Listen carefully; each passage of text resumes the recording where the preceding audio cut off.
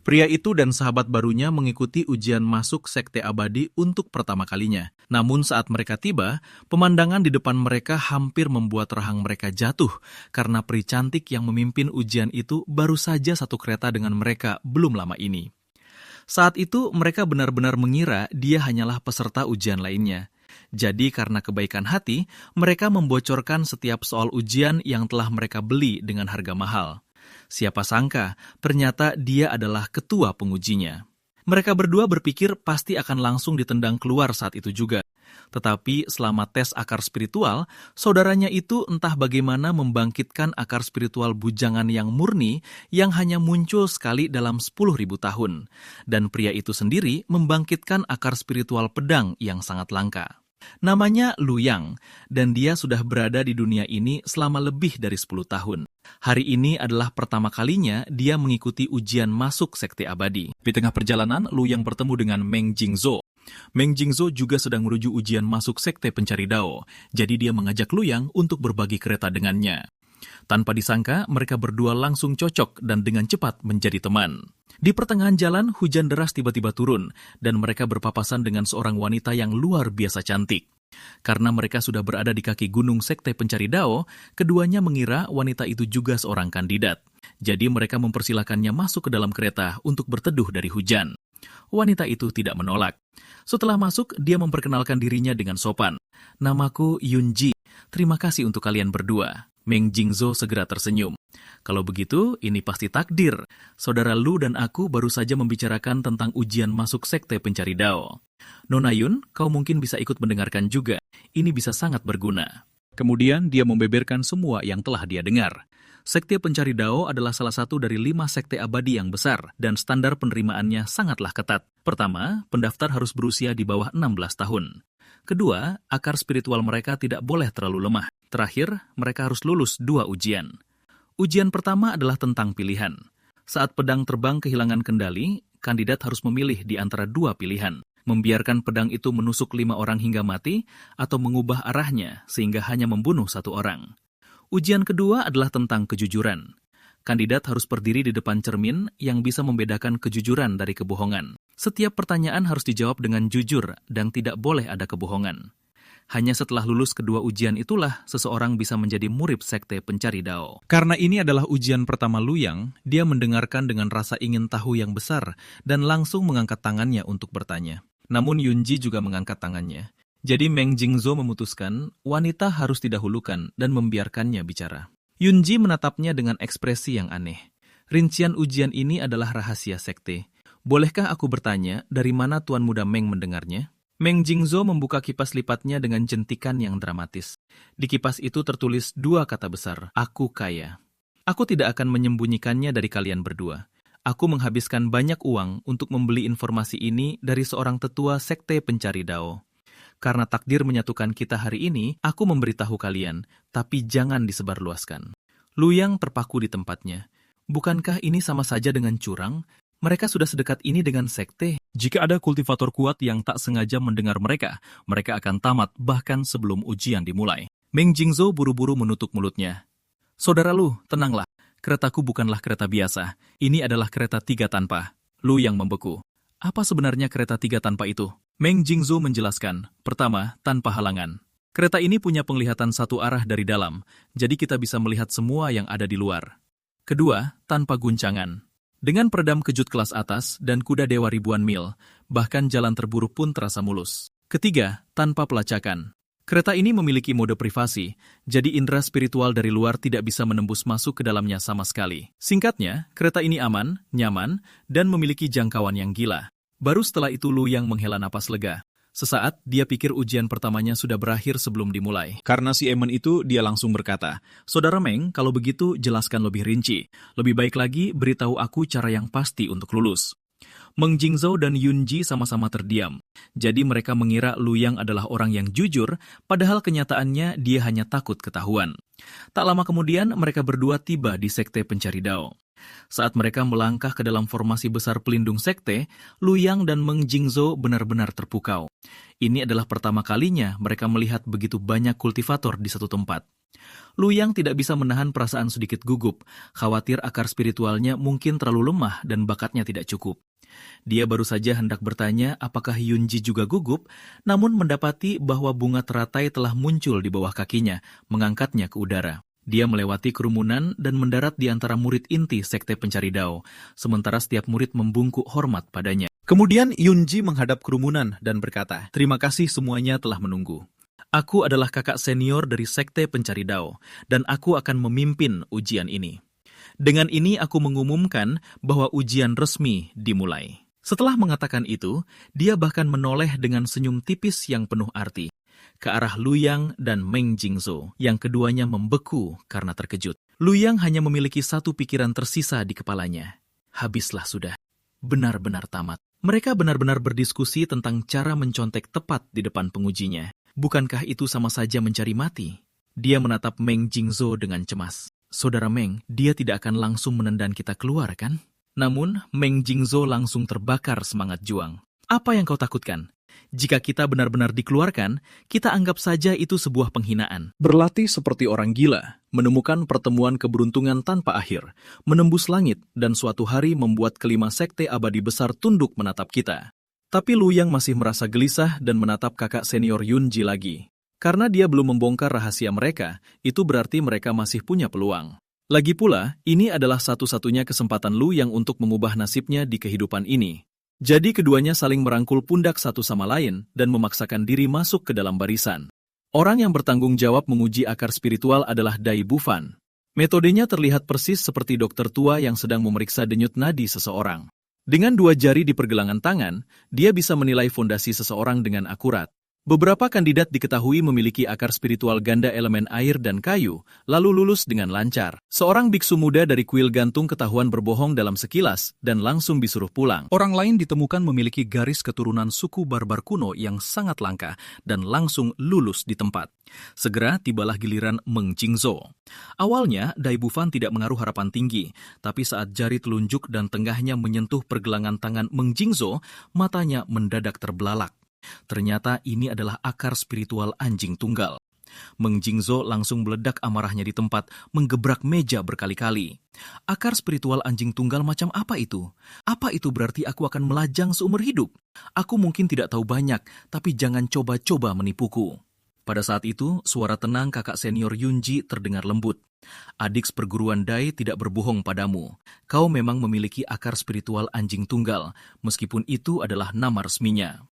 Di dunia kultivasi, orang-orang biasanya menyebutnya dengan nama umumnya, akar spiritual yang murni. Sifatnya sangat kokoh dan dipenuhi elemen yang, menjadikannya kutukan bagi hantu dan roh jahat. Jika kau mempertahankan tubuh yang murnimu, kultivasimu akan melonjak pesat. Tapi jika kau kehilangannya, kultivasimu akan hancur sama cepatnya. Kau lulus. Lanjutlah ke babak berikutnya. Setelah mendengar itu, Meng Jingzhou tidak merasa senang sama sekali. Pantas saja setelah keluarganya menguji akar spiritualnya, orang tuanya bertanya apakah dia menginginkan adik laki-laki atau adik perempuan. Lalu tibalah giliran Luyang. Dai Bufan kembali terkejut. Ini ternyata adalah pedang alami. Luyang segera memotong perkataannya dan berteriak, "Gunakan nama umumnya." Dai Bufan terdiam canggung. "Kau memiliki akar spiritual pedang. Akar ini tajam tiada tara dan sangat unggul dalam serangan." Luyang berjalan pergi dengan penuh kekesalan, membatin dalam hati, "Kau yang murahan." Segera, dia tiba di sebuah hutan bambu. Meng Jingzhou datang dengan antusias dan bertanya, "Saudaraku, akar spiritual apa yang kau dapatkan? Sekalipun akar spiritualmu biasa saja, kau tetaplah temanku." Luyang menampilkan pose yang menurutnya sangat keren dan berkata dengan tenang, "Akar spiritual domba." Meng Jingzhou langsung berpaling dan memegangi dadanya. Perasaan turut bahagia untuk saudaranya, namun di saat yang sama merasa kalah dengan cara yang aneh ini, sungguh terlalu intens. Luyang melangkah maju dan menepuk punggungnya, menghiburnya. "Jadi kau tidak ingin saudaramu menderita, tapi kau juga tidak mau melihatnya hidup terlalu nyaman ya?" Segera, kakak senior Yunji muncul di hadapan semua orang dan dengan santai melontarkan satu kalimat. "Babak kedua dimulai sekarang." Begitu dia selesai bicara, kabut tebal mendadak menyebar ke seluruh area. Luyang tahu babak ini bermaksud memisahkan semua orang, jadi dia menoleh ke arah Meng Jingzhou dan berkata, "Saudara Meng, sampai jumpa setelah kita menyelesaikannya." Tidak jauh dari sana, Dai Bufan menatap angkatan kandidat ini dan menghela napas pada Yunji. Ada lumayan banyak bibit unggul yang menjanjikan tahun ini. Akan sangat disayangkan jika mereka gugur di babak kedua. Orang yang memiliki garis keturunan barbar kuno itu punya hati yang polos, dan dua pemuda dengan akar spiritual yang murni dan akar spiritual pedang itu sepertinya juga cukup bagus. Sekilas pandang saja, kau sudah bisa tahu kalau mereka adalah orang-orang yang jujur. Yunji tidak bisa menahan pikirannya. Dia sudah melihat kedua orang itu berdiskusi tentang cara mencontek saat di kereta tadi, sangat jelas. Namun, dia tidak membongkarnya di depan umum. Sebaliknya, dia tiba-tiba bertanya, "Adik junior Dai, tahukah kau penatua mana yang sedang kekurangan uang belakangan ini?" Dai Bufan tampak kebingungan. "Aku belum mendengar apapun. Kenapa kakak bertanya begitu?" Yunji berkata dengan tenang, "Ku dengar ada seorang penatua yang menjual soal ujian kita dari 20 tahun yang lalu." Segera, babak kedua Sekte Pencari Dao resmi dimulai. Babak ini menguji kejujuran dan keserakahan. Kandidat pertama yang masuk adalah Manggu, yang memiliki garis keturunan suku barbar kuno.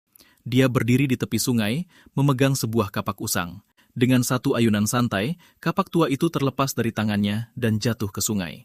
Sesaat kemudian, gelembung-gelembung mulai bergemuruh di dalam air, dan sesosok roh sungai yang anggun muncul membawa aura keabadian. "Anak muda, aku adalah roh sungai. Apa yang kau jatuhkan tadi, apakah kapak tua ini, senjata spiritual kapak pembelah gunung ini, atau senjata abadi kapak pembelah surga ini?" Tanpa berpikir panjang, Manggu berseru, "Itu adalah kapak tua." Roh sungai itu tersenyum. "Sungguh pemuda yang jujur. Kalau begitu, ketiga kapak ini menjadi milikmu." Dan dengan begitu saja, Manggu dengan mudah lulus babak kedua. Berdiri di luar penghalang, Dai Bufan tampak sangat senang. Dia sudah yakin bahwa Manggu dengan garis keturunan barbar kuno dan kepolosannya pasti akan lulus di babak ini. Ternyata, syarat untuk menyelesaikan ujian ini adalah mendapatkan ketiga kapak tersebut, dan caranya adalah dengan menjawab pertanyaan roh sungai dengan jujur. Segera kapak Luyang juga jatuh ke sungai, dan roh sungai itu muncul kembali. "Anak muda, aku adalah roh sungai. Apa yang kau jatuhkan tadi? Apakah kapak tua ini, senjata spiritual kapak pembelah gunung ini, atau senjata abadi kapak pembelah surga ini?" Tatapan Luyang menyapu ketiga kapak itu, lalu beralih ke roh sungai dengan tatapan seperti sedang menatap orang bodoh. "Pak tua, apa kau sudah gila? Dua dari kapak-kapak ini jelas-jelas milikmu. Apa kau tidak tahu mana dua kapak yang menjadi milikmu? Kenapa kau malah bertanya kepadaku?" Senyuman roh sungai itu membeku, dan sejenak dia sama sekali tidak tahu harus menjawab apa. Dia hanya bisa mengikuti logika Luyang dan berkata, "Aku benar-benar tidak tahu mana dua kapak milikku." Luyang menatapnya dengan waspada. "Kalau begitu, jika aku memilih satu kapak, sebaiknya kau jangan mendadak pulih ingatanmu dan berkata kau ingat mana dua kapak milikmu." Roh sungai itu bersumpah dengan penuh percaya diri. Itu sama sekali tidak akan terjadi. Jadi, Luyang menyuruhnya membawa ketiga kapak itu untuk dilihat lebih dekat. Tapi begitu ketiga kapak itu berada di tangan Luyang, dia langsung mengganti topik pembicaraan. "Apa yang kau tanyakan padaku barusan?" Roh sungai menjawab secara refleks. "Apa yang kau jatuhkan tadi? Apakah itu kapak tua, senjata spiritual kapak pembelah gunung, atau senjata abadi kapak pembelah surga?" Begitu kata-kata itu keluar dari mulutnya, Luyang melemparkan ketiga kapaknya ke sungai. "Maaf. Sekarang ketiga kapak itu adalah kapak yang aku jatuhkan." Roh sungai itu sangat marah. Dia sampai menggertakkan giginya, tapi dia tidak bisa mengubah aturannya, jadi dia tidak punya pilihan selain membiarkan Luyang lulus. Ketika giliran Meng Jingzhou, saat kapak itu jatuh ke sungai, dia langsung menyelam menyusulnya. Roh sungai itu benar-benar tercengang. Ini adalah pertama kalinya dia melihat hal semacam ini. Ketika akhirnya dia tersadar kembali, raut wajahnya langsung berubah. Ternyata aturan di babak ini sangat sederhana. Selama benda fana jatuh ke sungai, itu akan menghasilkan 3 versi, fana, spiritual, dan abadi. 3 sosok perlahan muncul dari sungai, dan setiap sosok itu terlihat persis seperti Meng Jingzhou. Hanya aura mereka yang sama sekali berbeda. Satu adalah Meng Jingzhou abadi, satu adalah kultivator hebat Meng Jingzhou, dan yang terakhir adalah Meng Jingzhou yang merupakan manusia fana biasa. Ketiga Meng Jingzhou berbicara pada saat yang sama, serahkan semuanya, dan begitu saja, ketiga kapak itu menjadi miliknya. Meng Jingzhou melewati babak tersebut dengan lancar, dan melompat girang menemui Luyang. "Kak Lu, aku lulus." Luyang sama bahagianya, dan keduanya saling merangkul bahu saat mereka menuju babak berikutnya. Para murid Sekte Pencari Dao menatap Luyang dan Meng Jingzhou setelah mereka menyelesaikan babak kedua, terdiam untuk waktu yang lama. Yunji juga punya firasat buruk. Jika dua orang ini benar-benar bergabung dengan Sekte Pencari Dao, sekte ini tidak akan pernah damai lagi. Pada saat itu, roh sungai yang bertanggung jawab atas babak kedua datang dengan marah. Belum pernah mengalami penghinaan seperti itu seumur hidupnya. Ia datang menyerbu dengan marah, bersumpah untuk memberi pelajaran pada dua berandal kecil itu. Para murid sekte pencari Dao dengan cepat bergegas maju untuk menghentikan roh sungai yang mengamuk itu. Ia mengaum, "Jangan hentikan aku! Aku akan mematahkan tangan dan kaki mereka, memasamnya kembali, lalu memotongnya 100 kali lagi." Pada akhirnya, Bufan harus turun tangan sendiri untuk menenangkannya. "Senior roh sungai, tolong tenanglah. Aku sendiri yang merancang ujian ketiga. Itu pasti akan memberi pelajaran pada mereka berdua." Hanya setelah Dai Bufan bersumpah dengan sangat yakin, roh sungai itu akhirnya melepaskan masalah tersebut. Meski begitu, roh sungai tidak bisa menahan diri untuk bertanya, "Jadi apa sebenarnya ujianmu?" Dai Bufan menjulurkan telapak tangannya dengan penuh percaya diri, dan sebuah gunung kecil muncul di tangannya. Benda ini disebut Gunung Penanya Hati. Itu adalah artefak luar biasa yang disempurnakan oleh para tetua sekte. Di Gunung Penanya Hati, yang abadi dan yang fana itu setara, dan kondisi fisik semua orang akan disatukan. "Senior, tunggu dan saksikan saja dua bocah itu menderita," kata Bufan dengan sangat percaya diri saat semua orang tiba di kaki gunung. Dai Bufan mulai menjelaskan aturan babak final. "Apa yang perlu kalian lakukan adalah mendaki Gunung Penanya Hati.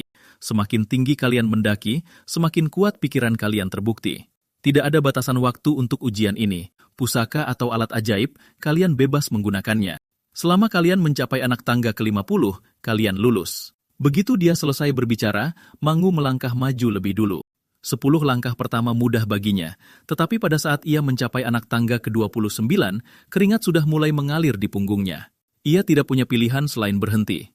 Terengah-engah saat ia beristirahat di tangga, melihat Mangu berjuang begitu keras. Semua orang segera menyadari bahwa gunung ini tidak akan mudah didaki, dan nyali mereka pun menciut. Meng Jingzhou juga tidak punya solusi hebat untuk babak ini, jadi ia ingin mengajarkan seni pikiran tenang miliknya kepada Luyang, setidaknya untuk membantunya menjaga pikirannya tetap stabil. Tetapi Luyang menggelengkan kepalanya dan menolak. Melihat mereka berdua sepertinya sedang merencanakan ide aneh lainnya, Dai Bufan diam-diam mencibir dalam hatinya. "Tidak ada celah yang bisa kalian manfaatkan di Gunung Penanya Hati. Jika kalian tidak mendakinya selangkah demi selangkah dengan kaki kalian sendiri, kalian sama sekali tidak akan lulus babak ini." Untuk menghadapi ujian dengan lebih baik, Meng Jingzhou memutuskan untuk menggunakan seni pikiran tenang lebih dulu dan menenangkan dirinya. Pada saat itu, ia memasuki kondisi meditatif.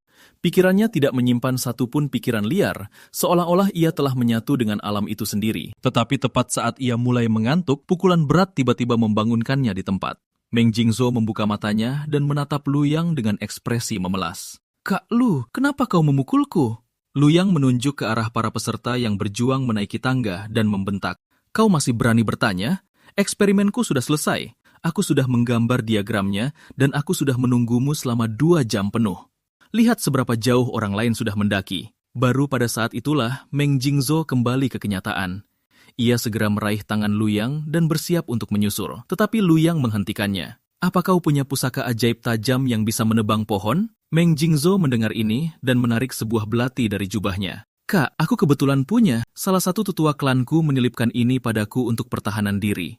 Ini dikendalikan oleh pikiran dan bisa membelah besi semudah memotong lumpur." Luyang merebut belati itu darinya dengan sangat gembira. "Sempurna.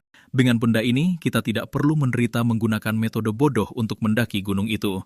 Dan sejujurnya, Saudara Meng, aku sudah memahami makna sebenarnya dari babak ini. Apa yang sebenarnya diuji pada babak ini adalah kebijaksanaan." Meng Jingzhou mematung. Mendaki gunung untuk menguji hati Dao seseorang adalah salah satu ujian masuk paling umum untuk sebuah sekte. Kau seharusnya mengandalkan tekad dan mendaki selangkah demi selangkah. Apa hubungannya itu dengan kebijaksanaan? Luyang segera membuka papan tulis dan berkata dengan sangat percaya diri, "Saudara Meng, tentu saja, aku punya buktinya." Kakak senior mengisyaratkannya saat ia mengumumkan aturannya. Dari apa yang baru saja dia katakan, dia berulang kali menekankan bahwa selama kita mencapai tujuan, metodenya tidak penting. Mendengar ini dari samping, kepala Dai Bufan dipenuhi dengan tanda tanya. Apa hubungannya ini denganku? Sebelum ia bisa menyadari apa yang sedang terjadi, kakak senior Yunji menatapnya dan berkata dengan lembut, "Aku tak menyangka kau merancang lapisan yang begitu cerdas ke dalam ujian." Karena kakak senior sudah memujinya, Dai Bufan hanya bisa menerimanya dengan perasaan bersalah. Benar sekali. Lagi pula, baik hati yang mencari Dao maupun metode yang digunakan untuk mencari Dao sama-sama penting. Namun, murid-murid lain yang menonton di dekatnya sudah mengetahui maksudnya. Kakak senior mereka pasti hanya ingin memamerkan gunung penanya hati, yang mana itulah alasan ia mengatakan beberapa kalimat tambahan. Si tua Dai suka memamerkan pusaka ajaib, dan hanya kakak senior yang benar-benar mempercayainya. Ketika Dai Bufan mendengar mereka berbisik di belakangnya, dia sedikit memalingkan wajahnya dan menatap para adik seperguruan itu dengan penuh arti, membiarkan mereka menebaknya sendiri. Sementara itu di pihak Meng Jingzhu, setelah dengan santai menaiki beberapa anak tangga, ia segera melompat kembali ke tempat ia mulai. Baru pada saat itulah ia menyadari dengan terkejut bahwa Lu Yang benar. Selama kakinya tidak menyentuh tangga batu, tubuhnya tidak akan merasakan perubahan tekanan apapun. Jadi bahkan rencana yang paling matang pun punya celah. Kak Lu, kau luar biasa. Tapi bagaimana tepatnya kita bisa mencapai anak tangga ke-50? Tanpa menginjak tanah, Lu Yang segera menunjukkan sketsa yang telah ia gambar kepadanya. Itu adalah tangga berbentuk seperti angka 7. Setelah diskusi singkat, keduanya segera mulai bekerja. Di hadapan belati itu, bahkan pohon yang tebal pun serapuh kertas. Segera, Meng Jingzhu menemukan masalah lain. Bagaimana kita seharusnya menyambungkan dua papan ini? Lu Yang mengambil belati dan memahat sambungan papan kayu menjadi struktur pen dan lubang sambil menjelaskan, bagian yang menonjol ini disebut pen dan bagian yang cekung ini disebut lubangnya. Satukan keduanya dan kau mendapatkan sambungan pen dan lubang. Fitur terbesar dari struktur ini adalah tidak membutuhkan paku, namun masih bisa membuat suatu benda menjadi sangat kokoh. Dan begitulah, setelah berjuang selama setengah hari dan menebang seluruh bagian pohon, lalu gagal beberapa kali dan mencoba lagi, keduanya akhirnya selesai membuat tangga itu. Saat Dai Bufan melihat sebidang tanah gundul yang tampak seolah-olah telah habis dikunyah oleh babi hutan, kesabarannya pun akhirnya habis. Gunungku, pohon-pohonku, dan harta gaibku tidak diciptakan untuk kalian berdua hancurkan seperti ini. Roh sungai di sebelahnya seketika merasa kegirangan.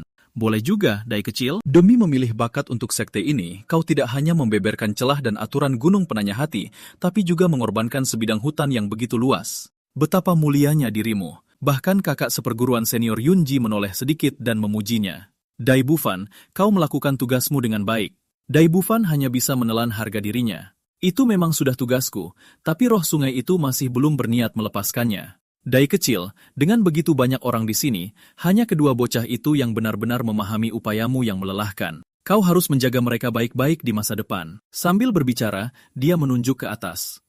Lihatlah, mereka sudah memanjat tangga itu. Pada saat itu, Lu Yang sedang merangkak maju di atas tangga bagaikan seekor ulat. Meng Jingzhou menatapnya dengan kebingungan. Saudara Lu, apa kau takut ketinggian? Lu Yang menjawab dengan keras kepala, keselamatan yang utama. Lalu dia menggertakkan giginya dan merangkak maju layaknya anjing gila. Manggu adalah yang tercepat di antara semua kandidat dan sudah mencapai anak tangga ke-49. Tapi saat dia hendak mengambil langkah terakhir, dia menyaksikan dengan mata kepalanya sendiri saat Lu Yang merangkak melewatinya, mencapai anak tangga ke-50 lebih dulu.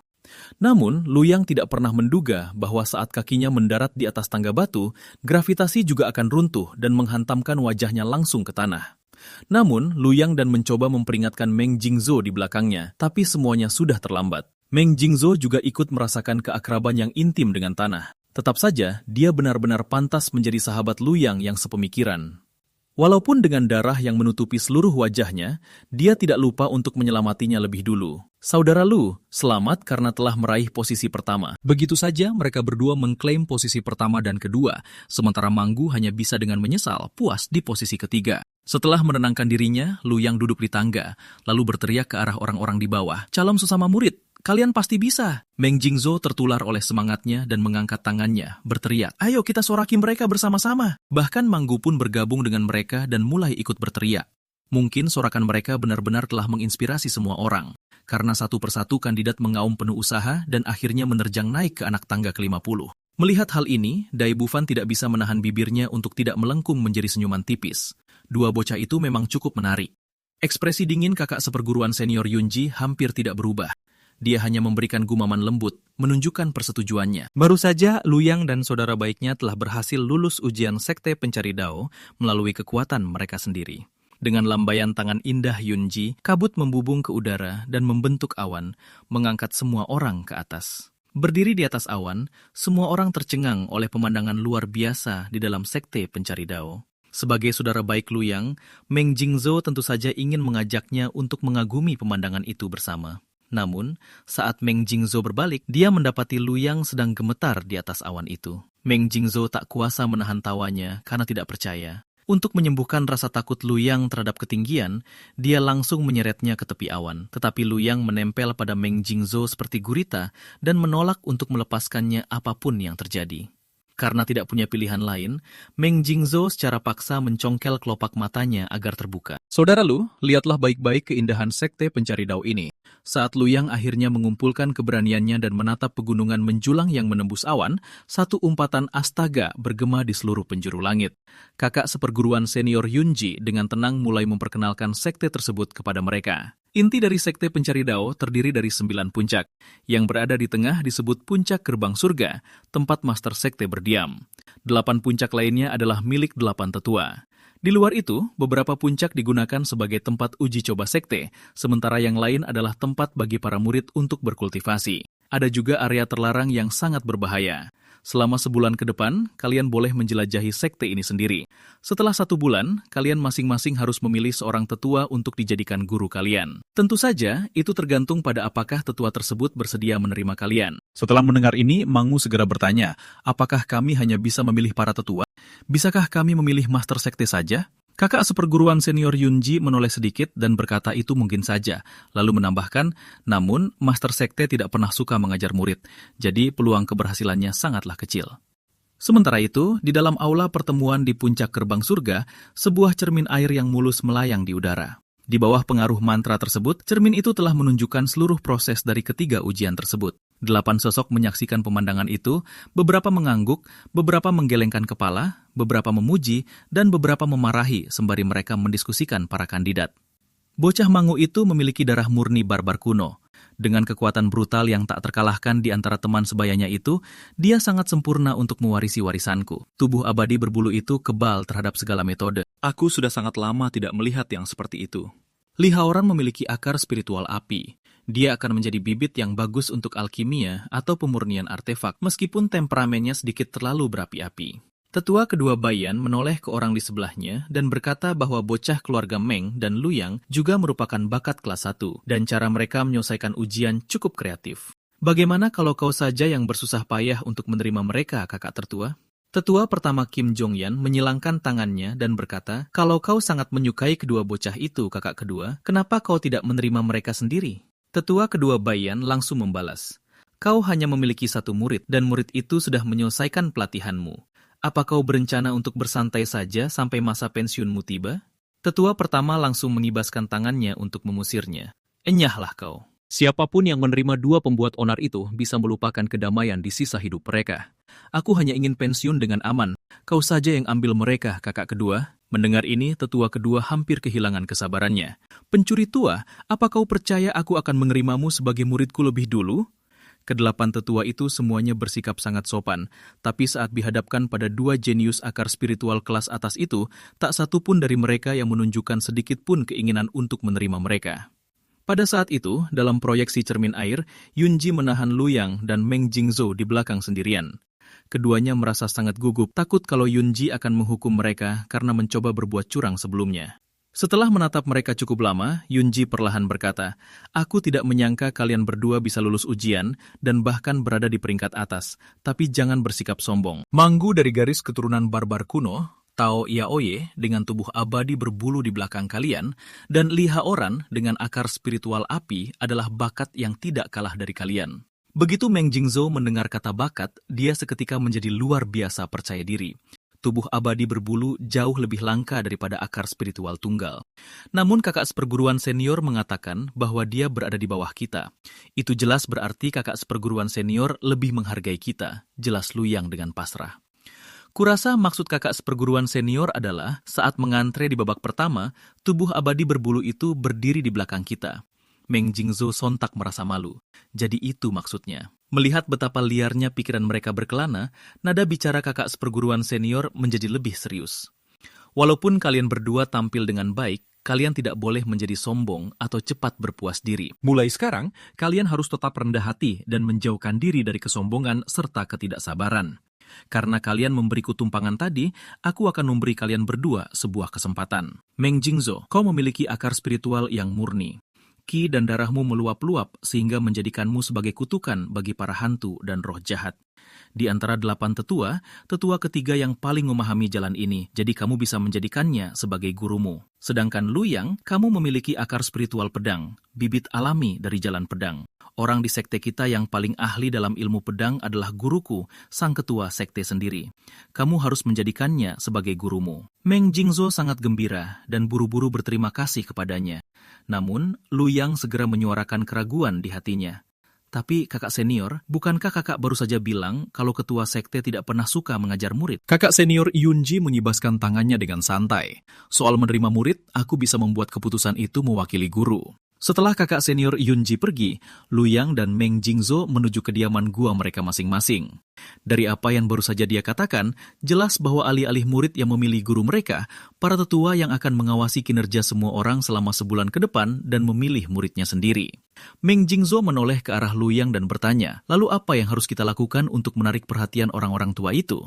Luyang berpikir sejenak dan berkata, kita bisa saja berpura-pura, tapi itu juga akan memengaruhi penilaian para tetua. Kalau kita sampai memilih guru yang salah dan diberikan metode kultivasi yang tidak cocok dengan kita, maka kita akan benar-benar dalam masalah. Meng Jingzhou langsung mengerti.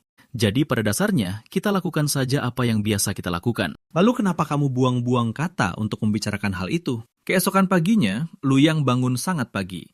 Dia membawa token identitas berukir namanya, beserta peta yang disiapkan khusus untuk murid baru. Setelah berkeliling sekte hampir sepanjang pagi, dia akhirnya menemukan paviliun perpustakaan. Menjelang siang, seorang kakak senior terlihat sedang menjaga pintu masuk. Setelah Luyang menyebutkan identitasnya, kakak senior itu menjelaskan 3 aturan untuk pembaca baru. Pertama, pendatang baru memiliki akses terbatas dan hanya boleh membaca di lantai 1. Kedua, mereka hanya bisa meminjam 1 buku dalam 1 waktu. Dan ketiga, mereka harus merawat buku-buku itu dengan baik. Jika ada buku yang kotor, mereka harus membayar harga penuh sebagai gantinya. Koleksi di dalamnya sangat menakjubkan, mulai dari panduan pemula hingga komedi rakyat sampai ke manual kultivasi dan catatan tentang pemurnian artefak. Tepat saat Luyang sedang mengagumi tempat itu, dia tiba-tiba melihat sebuah buku tersangkut di celah antara rak-rak. Karena penasaran, Luyang menariknya keluar. Buku itu tertutup lapisan debu tebal, seolah-olah sudah tergeletak di sana bertahun-tahun tanpa ada yang menyentuhnya. Setelah Luyang mengusap debu dari buku itu, dia akhirnya melihat judulnya dengan jelas. Transformasi Naga Phoenix. Dari namanya saja sudah membawa aura yang kuat dan mendominasi. Detik berikutnya, Luyang tiba-tiba termenung, seolah-olah dia telah mendengar tangisan naga dan burung Phoenix yang beresonansi bersama. Bayangan hantu seekor naga dan Phoenix bahkan muncul di depan matanya. Namun saat dia kembali tersadar, baik suara maupun bayangan itu telah lenyap. Luyang menampar wajahnya sendiri dengan keras, bertanya-tanya apakah semua yang baru saja terjadi adalah ilusi.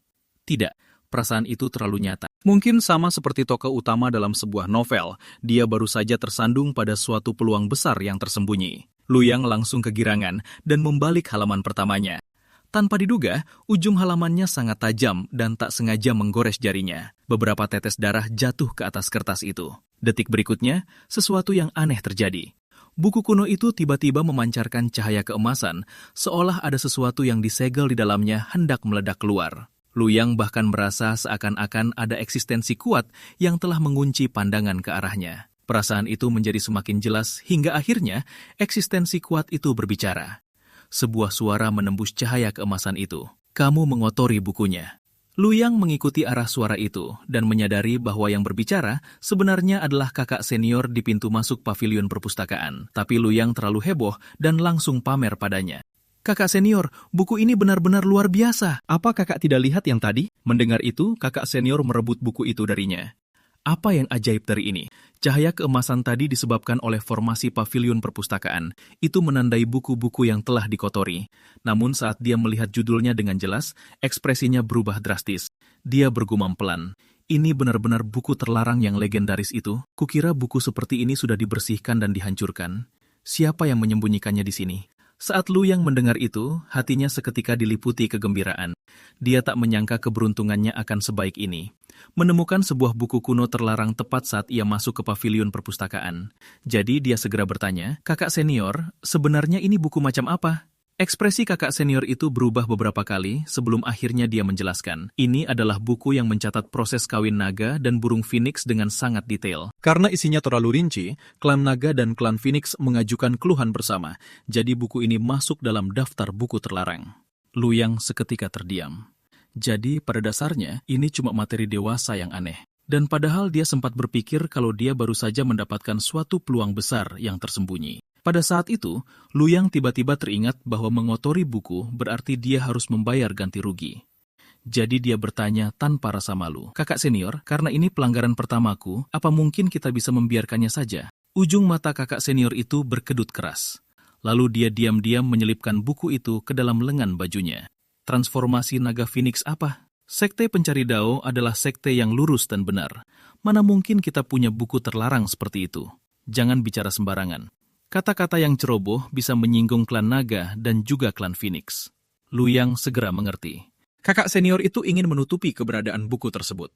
Itu sangat pas, karena berarti Luyang tidak perlu membayar. Di bawah bimbingan kakak senior, Luyang akhirnya menemukan buku-buku yang memperkenalkan benua ini. Manusia sebagian besar berkumpul di benua tengah. Kekuatan terbesar di sana adalah dinasti Xia Agung. Sementara sekte terkuat adalah sekte pencari Dao dan 5 sekte abadi besar lainnya yang berdiri di puncak jalan kebenaran. Selain mereka, ada juga kultivator iblis yang hidup demi pertumpahan darah, menyebabkan bahaya yang bahkan lebih besar dari ras iblis. Di sebelah timur benua adalah samudra luas, tempat binatang buas purba seperti kunpeng sesekali muncul. Di sebelah barat terletak kerajaan Buddha keemasan, tempat kuil-kuil bertebaran sebanyak butiran pasir. Di sebelah selatan adalah wilayah iblis yang diperintah oleh ras iblis. Klan naga dan klan Phoenix adalah penguasa di sana dan sering bentrok dengan dinasti Xia Agung. Di sebelah utara adalah ujung utara. Daratan beku tempat es tidak pernah mencair dan jejak manusia nyaris tidak ada. Hanya ras-ras yang sangat kuat yang hidup di sana. Baru menjelang malam, ketika Luyang merasakan perutnya keroncongan, dia ingat kalau dia belum makan seharian. Pada saat itu, kakak senior di pintu masuk paviliun perpustakaan telah digantikan oleh seorang kakak senior perempuan. Luyang bertanya dengan hormat, "Permisi kakak senior, aku adalah murid baru yang datang kemarin, dan aku masih belum akrab dengan sekte pencari Dao, jadi aku ingin bertanya sesuatu padamu. Peta ini cuma menandai puncak 100 pemurnian. Apa ruang makannya ada di sana?" Mata kakak senior perempuan itu tertuju ke arah lain, dan dia tampak sangat takut berbicara dengan orang-orang. Sambil menundukkan kepala, dia berkata dengan lembut, "Jadi kamu adalah adik seperguruan yang baru.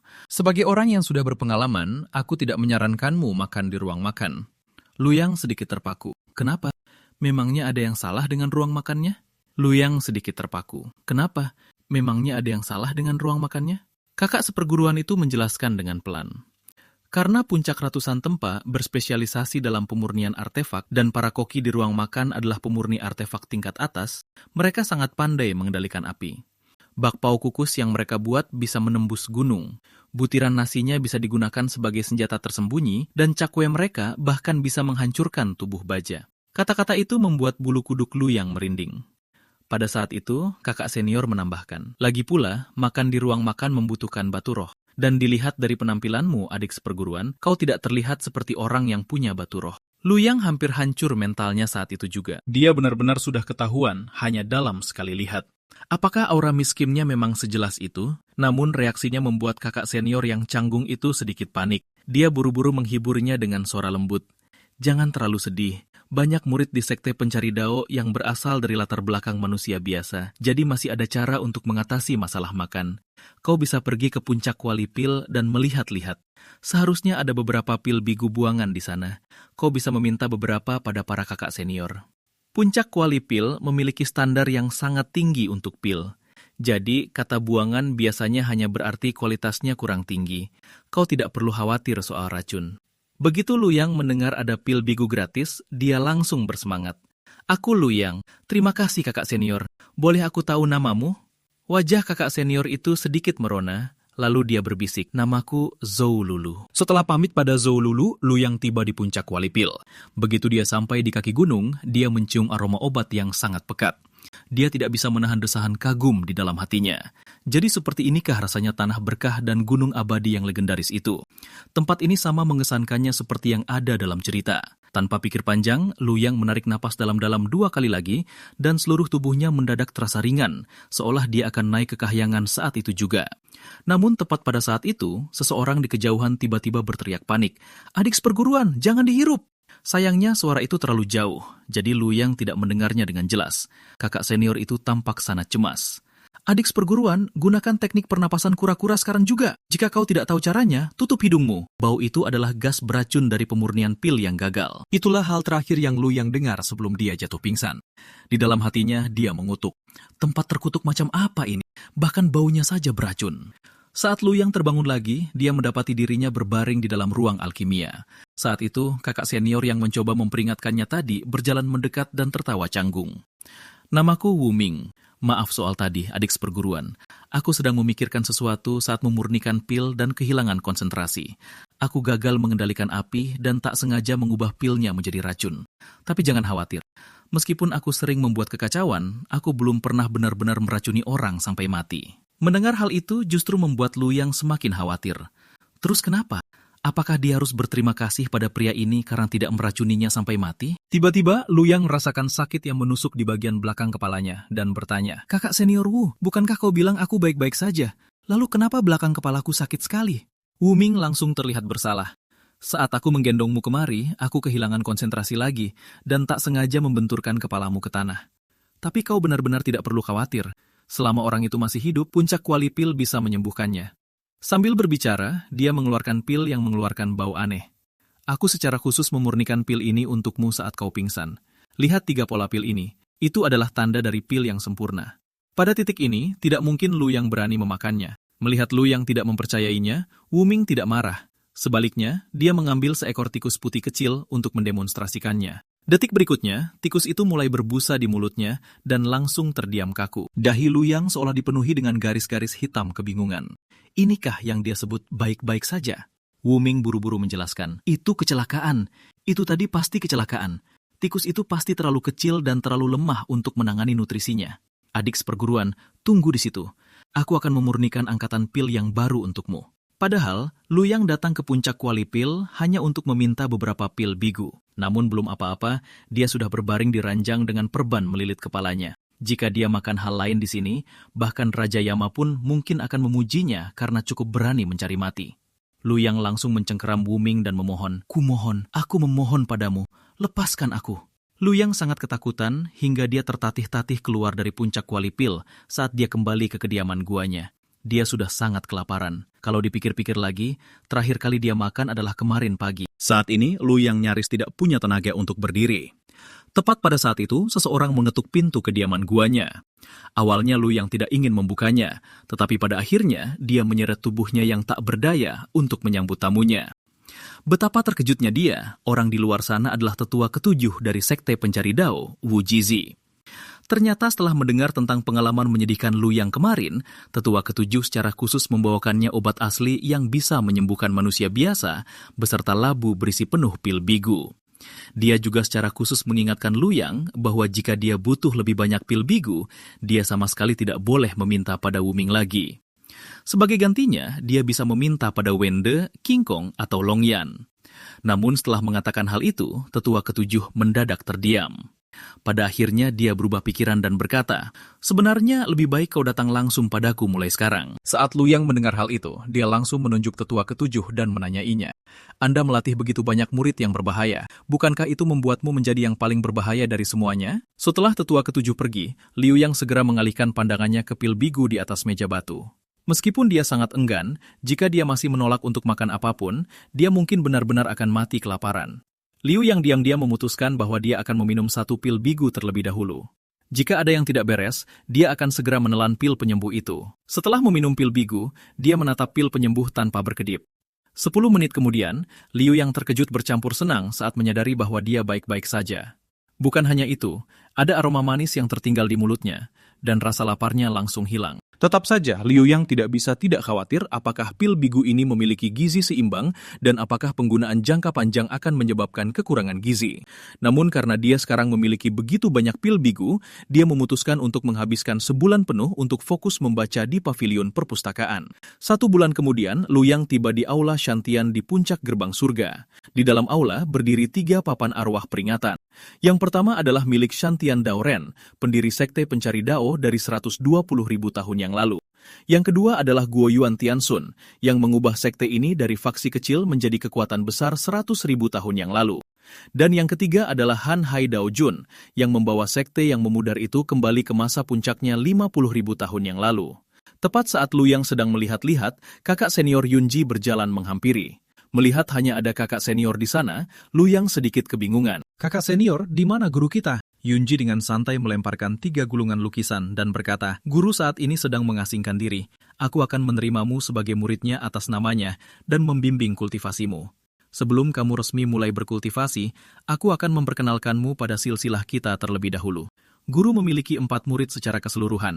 Selain kau dan aku, kau juga memiliki 1 kakak senior laki-laki dan 1 kakak senior perempuan di atasmu. Ini adalah lukisan guru. Guru tidak punya banyak aturan. Selama kamu tidak memicu kemarahan yang mengguncang langit dan bumi, dia tidak akan ikut campur. 2 lukisan lainnya adalah kakak senior keduamu dan kakak senior ketigamu. Kemudian, Yunji menyerahkan 3 batang dupa kepada Liu Yang dan berkata, ini adalah dupa pesan. Dupa ini bisa mengirimkan isi pikiran di hatimu. Nyalakan dupanya, bersujudlah pada guru, dan upacara penerimaan murid akan selesai. Liu Yang menatap lukisan hitam putih di depannya, lalu ke dupa di tangannya, dan entah mengapa, bulu kuduknya berdiri. Setelah mematung sejenak, dia tetap bersujud ke arah lukisan itu. Guru, terimalah sujud dari muridmu ini. Kakak senior, adik junior ini memberi salam pada kalian. Setelah itu, Liu Yang menaruh dupanya ke dalam pembakar kecil di depan lukisan itu. Kemudian dia menoleh ke Yunzi dan bertanya dengan ragu. Kakak senior, aku tahu ini mungkin terdengar tidak sopan, tapi aku tetap harus bertanya. Guru pasti masih hidup, kan? Yunzi tampak sangat kebingungan, jelas tidak mengerti mengapa dia menanyakan hal seperti itu. Tentu saja, guru masih hidup. Tak lama kemudian, kultivasi resmi Liu Yang pun dimulai. Kakak senior langsung pada intinya. Ini adalah pertama kalinya aku mengajari seorang murid, dan ini pertama kalinya bagimu menjadi seorang murid. Jadi mari kita sama-sama bersabar satu sama lain. Namun kamu tidak perlu terlalu khawatir. Aku sudah melakukan banyak persiapan untuk hari ini. Sambil berbicara, Yunji menyerahkan beberapa botol obat kecil kepada Liu Yang. Ini adalah pil tulang putih yang mampu membangkitkan orang mati dan meregenerasi daging dari tulang. Ini adalah pil pagoda tingkat 7 yang bisa menyelamatkan nyawamu di saat kritis. Dan ini adalah pil reinkarnasi 9 putaran. Dengan pil-pil ini, untuk mati saja rasanya akan sulit. Kemudian Yunji dengan santai mengiris ruang hampa dan berkata, kultivator pedang sangat mengutamakan niat pedang dan kekuatan lengan. Jadi dalam melatih tubuh, fokus pertamanya adalah kekuatan lengan. Aku hanya akan menunjukkannya sekali, jadi perhatikan baik-baik. Begitu dia selesai berbicara, dia mengeluarkan 2 tong air raksasa dari ruang penyimpanannya. Mendengar suara dentuman keras saat tong itu membentur tanah, jantung Liu Yang berdegup kencang, dan firasat yang sangat buruk muncul di dalam dirinya. Jadi langkah pertama untuk menjadi dewa pedang adalah 2,5 jam latihan mengangkat tong. Kakak senior Yunji dengan santai mengangkat 2 tong air yang bahkan lebih besar dari Liu Yang, melangkah ringan ke tepi salah satu tong, dan dengan kuat mencengkeram bibir tong lainnya dengan 1 tangan. Dia melemparkannya ke atas dengan mudah. Sebelum tong itu mendarat, dia menangkap pinggirannya lagi dengan akurasi yang sempurna hanya menggunakan 1 tangan. Seluruh gerakannya begitu mulus dan anggun, hampir terlihat indah untuk disaksikan. Yunzi meletakkan tong itu dan berkata dengan santai, cukup capai level ini, dan itu sudah cukup. Liu Yang menelan ludah dengan susah payah. Dia bahkan tidak perlu mengangkat tong itu untuk mengetahui bahwa benda itu cukup besar untuk memasukkan seluruh tubuhnya ke dalam, mengisinya dengan tanah, dan menguburnya dengan ruang yang masih tersisa. Mencoba melempar tong sebesar itu sama saja dengan cari mati. Liu Yang mengumpulkan tenaganya, meraih tong itu dengan 1 tangan, dan menyelesaikan gerakannya dalam 1 percobaan yang mulus. Sayangnya, tong itu tidak bergerak sama sekali. Dia beralih menggunakan kedua tangannya dan mengerahkan setiap tetes tenaga yang dimilikinya. Baru saat itulah tong itu dengan enggan miring sedikit saja. Namun sekeras apapun Liu Yang berusaha, hanya sedikit kemiringan itulah yang mampu dia lakukan. Sebelum dia bisa bertahan selama 2,5 detik, dia benar-benar ambruk. Melihatnya seperti itu, Yunji langsung tahu bahwa akan sulit baginya untuk benar-benar mengangkat tong tersebut. Jadi dia mengangkat tangannya dan menggambar sebuah jimat di udara. Kemudian dia menempelkan jimat itu ke permukaan tong dan menyuruh Luyang untuk mencoba lagi. Saat Luyang mencoba sekali lagi, dia mendapati bahwa tong itu memang menjadi jauh lebih ringan, setidaknya cukup ringan untuk dia gerakan. Tetap saja, dia tidak bertahan lama sebelum ambruk kembali ke tanah. Yunji menjelaskan, berat tong ini sekarang sudah di-setel persis dengan batas kemampuanmu. Buka saja mulutmu dan lepaskan napasmu. Fokuslah pada pernapasanmu. Untuk hari ini, adik junior, cobalah mengangkat tong itu seharian penuh dan lihat bagaimana hasilnya.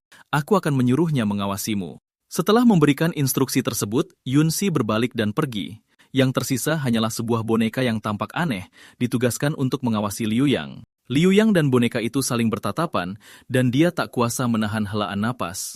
Tanpa pilihan lain, dia memulai kehidupan mengangkat tongnya yang menyedihkan. Begitu saja, setelah mengangkat tong di tempat yang sama selama setengah jam, tenaga Liu Yang sudah terkuras habis. Jelas sekali, ini bukan sesuatu yang bisa dilakukan dengan tekad semata. Tepat saat Liu Yang ingin beristirahat sebentar, boneka itu langsung mencekokinya dengan 2 butir pil. Menurut boneka itu, kapanpun dia kelelahan, dia hanya perlu meminum 2 pil, memulihkan diri selama 10 menit, dan kemudian melanjutkan latihan. Dan begitulah, berkat pil-pil itu, Luyang bahkan tidak mendapat waktu sedetik pun untuk bermalas-malasan. Boneka itu memeras setiap tetes kekuatan terakhir yang ada di dalam dirinya. Saat lengannya kehabisan tenaga, boneka itu mencekokinya dengan 2 pil tonik.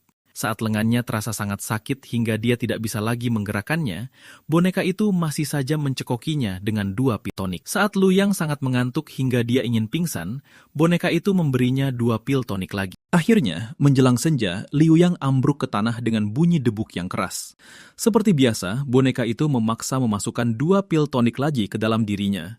Melihat dia masih tidak memberikan reaksi, boneka itu akhirnya mengakhiri latihan hari itu. Kemudian boneka itu menemukan sebuah kereta kecil, mendorong Liu Yang kembali, dan bahkan dengan penuh perhatian menyelimutinya dengan tikar jerami. Dan begitu saja, tokoh utama pria kita, Luyang, mati karena mengangkat tong. Tamatlah sudah manhwa ini. Setelah mencium aroma makanan, mulut Luyang mulai berair dan kesadarannya perlahan kembali. Karena dia telah menjadi murid dari garis keturunan ketua sekte, dia tentu saja tidak perlu khawatir lagi soal makanan. Akhirnya, dia tidak perlu lagi bertahan hidup dengan pil bigu. Berbagai macam bahan langka yang belum pernah dia lihat sebelumnya dimasak menjadi hidangan lezat dan ada banyak makanan untuk disantap. Tapi detik berikutnya, asap obat di udara menusuk hidungnya dan dia hampir pingsan karena bau busuknya. Ternyata kakak seperguruan Yunji telah menyeduh 1 tong besar obat penempa tubuh untuknya berendam. Dia bahkan dengan penuh perhatian memberikan batang bulu berongga kepada Luyang, menjelaskan bahwa saat berendam dalam obat penempa tubuh, seluruh tubuh harus terendam, yang berarti kepalanya juga tidak boleh berada di luar. Setelah kepalanya masuk ke dalam air, dia bisa menggunakan buluh itu untuk bernapas. Luyang langsung berpikir bahwa kakak seperguruannya benar-benar sangat teliti. Meskipun ini terasa seperti siksaan baginya, setidaknya dia melakukannya demi kebaikannya sendiri. Setelah Yunji pergi, Luyang menggigit batang buluh itu dan melompat ke dalam bak mandi kayu dengan suara cipratan air. Detik berikutnya, jeritan seperti babi yang disembelih memecah keheningan kediaman gua, bahkan mengejutkan Yunji yang belum berjalan jauh. Dia segera berbalik dan bertanya kepada Luyang dengan cemas tentang apa yang terjadi. Apa yang dia lihat adalah seluruh tubuh Luyang terbakar merah padam. "Kakak senior, apa kau selalu mandi dengan air mendidih?" Yunji buru-buru menutup pintunya. Lalu dia mengeluarkan salep luka bakar dan obat penumbuh rambut, menyerahkannya pada boneka di sebelahnya, dan memerintahkannya untuk mengoleskan obat itu pada Luyang. Yunji juga terlihat agak tidak berdaya tentang hal ini. Sejak kecil, dia tumbuh di tanah suci yang diberkati, dan seluruhnya dikelilingi oleh para kultivator. Jadi dia tahu sangat sedikit tentang manusia biasa. Demi mengajar Luyang dengan benar, dia juga bekerja keras untuk mempelajari pengetahuan umum tentang manusia biasa. Waktu berlalu dengan cepat. Setelah periode latihan fisik tanpa henti, makanan dari daging binatang spiritual, dan kantong obat penempa tubuh, Luyang akhirnya berubah dari manusia biasa menjadi pemain sirkus jalanan luar biasa yang ahli dalam menyeimbangkan tong air. Setelah menahan luka bakar dan kulit terkelupas selama prosesnya, 3 tong air yang masing-masing seberat 200 pon dilempar ke sana kemari di tangan Luyang, layaknya karung pasir.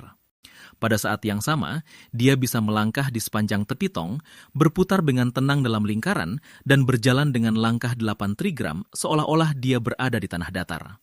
Beberapa waktu lalu, saudara baik Luyang, Meng Jingzhou, datang mengunjunginya. Menurut Meng Jingzhou, Mangu dan sebagian besar orang dari angkatan mereka sudah menarik Qi ke dalam tubuh mereka. Hanya Luyang yang masih terjebak menyedihkan dalam pelatihan tubuh, yang membuatnya merasa agak cemas dan tentu saja sedikit putus asa. Saat Luyang sedang melamun, Yunji tiba-tiba muncul di depannya seperti hantu. Kemajuan pelatihan tubuhmu lebih cepat dari yang kuduga. Ini saatnya untuk langkah selanjutnya. Mendengar itu, Luyang segera meletakkan tong airnya dan bertanya dengan penuh antisipasi. Kakak senior, apa ini berarti aku akhirnya bisa mulai menarik Qi ke dalam tubuhku? Namun, Yunji menggelengkan kepalanya. Kamu telah belajar membuat yang berat terasa ringan. Langkah selanjutnya adalah membuat yang ringan terasa berat. Kemudian boneka itu mendorong sebuah gerobak penuh yang dimuati dengan tahu. Yunji menyuruh Luyang untuk mengambil sepotong tahu. Luyang tidak berpikir itu akan sulit. Hanya mengambil tahu, benar kan? Tapi saat dia menggunakan sedikit tenaga, tahu itu hancur menjadi bubur. Luyang, yang sedetik lalu penuh percaya diri, seketika menjadi sangat malu. Menolak untuk mempercayainya, dia menganggap yang pertama hanyalah kecelakaan, dan percobaan kedua pasti akan berhasil. Pada akhirnya, tahu itu tetap hancur. Tidak peduli berapa kali Luyang mencoba setelah itu, hasilnya tetap sama persis. Pada akhirnya, dari seluruh gerobak tahu, hanya 2 potong yang masih lumayan utuh. Yunji akhirnya tidak tahan lagi menontonnya. Dia mengulurkan tangan dan mengambil sepotong tahu. Lalu, dia tiba-tiba melepaskannya. Saat tahu itu jatuh, Yunji bergerak dengan kecepatan luar biasa dan menangkapnya dengan mantap lagi. Mata Luyang terbelalak. Baru saat itulah dia menyadari bahwa menangkap tahu yang jatuh tidak semudah kelihatannya. Sebelum pergi, Yunji mengingatkannya, potongan-potongan tahu ini juga bukan tahu biasa. Memakannya dalam jangka panjang dapat menyeimbangkan kelima elemenmu. Jadi tahu yang kamu hancurkan akan menjadi makananmu mulai sekarang. Awalnya, Luyang tidak peduli. Memangnya kenapa kalau dia harus makan tahu selama beberapa hari? Seburuk apa rasanya? Tapi setelah beberapa hari, bukan hanya seluruh tubuhnya berbau seperti kedelai, matanya hampir juling karena menatap tahu terlalu lama. Untungnya boneka itu sudah berpengalaman. Ia berjalan mendekat, menamparnya 2 kali, dan mata Luyang langsung kembali normal saat waktu makan tiba. Luyang menatap dalam diam pada makanan yang dibawa oleh boneka itu. Tahu tumis, tahu goreng, tahu fermentasi, tahu campur, kembang tahu, dan sup tahu. Pikirannya bahkan membayangkan sepotong tahu yang dengan manis mengatakan, "Aku mencintaimu" kepadanya, dan dia hampir muntah di tempat. Aku sebenarnya tidak lapar sekarang. Mungkin lebih baik aku terus berlatih saja. Yang menyambutnya adalah paksaan makan tanpa ampun dari boneka itu. Saat Luyang kembali ke kediaman guanya untuk beristirahat, dia sudah benar-benar kehilangan keinginan untuk hidup. Dia benar-benar tidak ingin makan tahu lagi. Tetapi saat itu, kepulan asap tiba-tiba muncul di dalam kediaman gua. Pemandangannya berubah, dan Luyang mendapati dirinya berada di ruang serba putih. Suara yang agung bergema dari dalam kabut. Anak muda, ini adalah ruang sementara yang aku ciptakan. Tidak ada yang bisa mendeteksinya. Aku telah menyaksikan zaman yang tak berujung dan melihat makhluk perkasa yang tak terhitung jumlahnya. Pada akhirnya, mereka semua tumbang oleh gerusan waktu. Hanya aku yang tetap bebas dan abadi.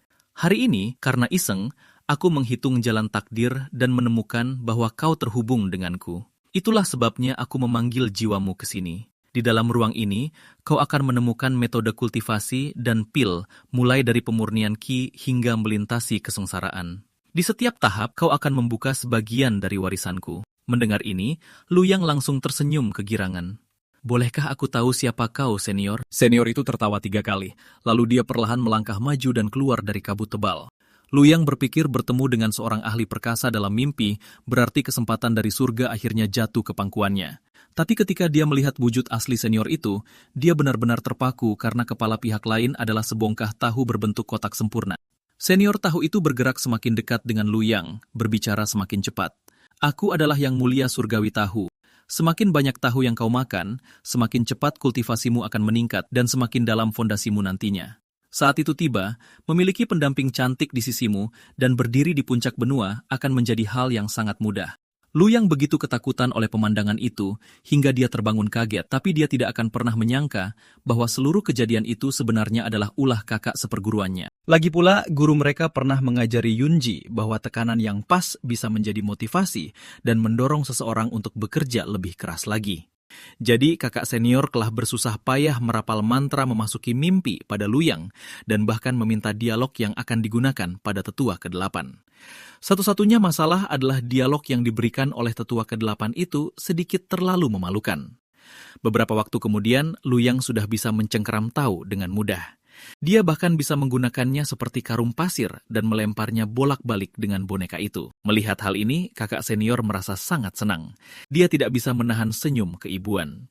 Sepertinya semua kerja kerasnya akhirnya membuahkan hasil, membuat yang ringan terasa berat. Kau telah mencapainya, tahap ini sudah selesai. Selamat adik seperguruan, kamu sekarang adalah seorang kultivator pemurnian Qi. Luyang sedikit membeku dan menunjuk dirinya sendiri. Bagaimana bisa aku tiba-tiba menjadi kultivator pemurnian Qi? Kakak senior mengingatkannya. 3 pagi yang lalu, barulah Luyang teringat. Pagi itu, dia bangun pagi-pagi, menghadap cahaya pagi, dan menutup matanya. Saat itu, pikirannya sepenuhnya terfokus pada satu pertanyaan. Bagaimana tepatnya dia bisa menggenggam tahu tanpa menghancurkannya? Tapi saat dia terus berpikir, Liu yang perlahan kehilangan kesadaran akan segala hal di sekitarnya. Rasanya seolah-olah dia telah berubah menjadi aliran Qi jernih yang melayang di antara langit dan bumi. Lalu kesadarannya tenggelam kembali dan kembali ke tubuhnya, dan semuanya tiba-tiba menjadi jelas. Di dalam dantian miliknya, arus hangat sepertinya mulai mengalir. Dan pada saat itulah, Lu yang berhasil menggenggam tahu untuk pertama kalinya. Jadi tanpa menyadarinya, Luyang telah menarik Qi ke dalam tubuhnya dan menjadi kultivator pemurnian Qi. Kakak senior berbicara lagi dari samping. Ini adalah metode kultivasi paling awal dari leluhur kuno, merasakan alam dan mencapai kesatuan dengan langit dan manusia. Meridianmu sudah terbuka selama mandi obat, jadi metode ini paling cocok untukmu. Ini lebih baik untukmu daripada panduan penuntun Qi manapun. Lu yang bertanya dengan penasaran, lalu bagaimana aku harus berkultivasi selanjutnya? Apakah kakak senior akan mengajariku metode kultivasi? Tapi kakak senior menggelengkan kepalanya. Aku punya satu peti penuh metode kultivasi yang berkaitan dengan akar spiritual pedang, tapi tidak ada satupun yang cocok untukmu. Lagi pula, sejak awal diciptakan, semua itu tidak dirancang untukmu. Jadi mulai hari ini, aku memberimu tugas jangka panjang. Kamu akan menciptakan metode kultivasimu sendiri. Sudut mulut Liu Yan berkedut. Menciptakan metode kultivasiku sendiri? Bukankah itu sesuatu yang hanya bisa dilakukan oleh para senior hebat? Aku baru saja menarik Qi ke dalam tubuhku, dan sekarang aku harus menciptakan metode kultivasi? Bukankah itu terlalu konyol? Kakak senior langsung memotong keluhannya.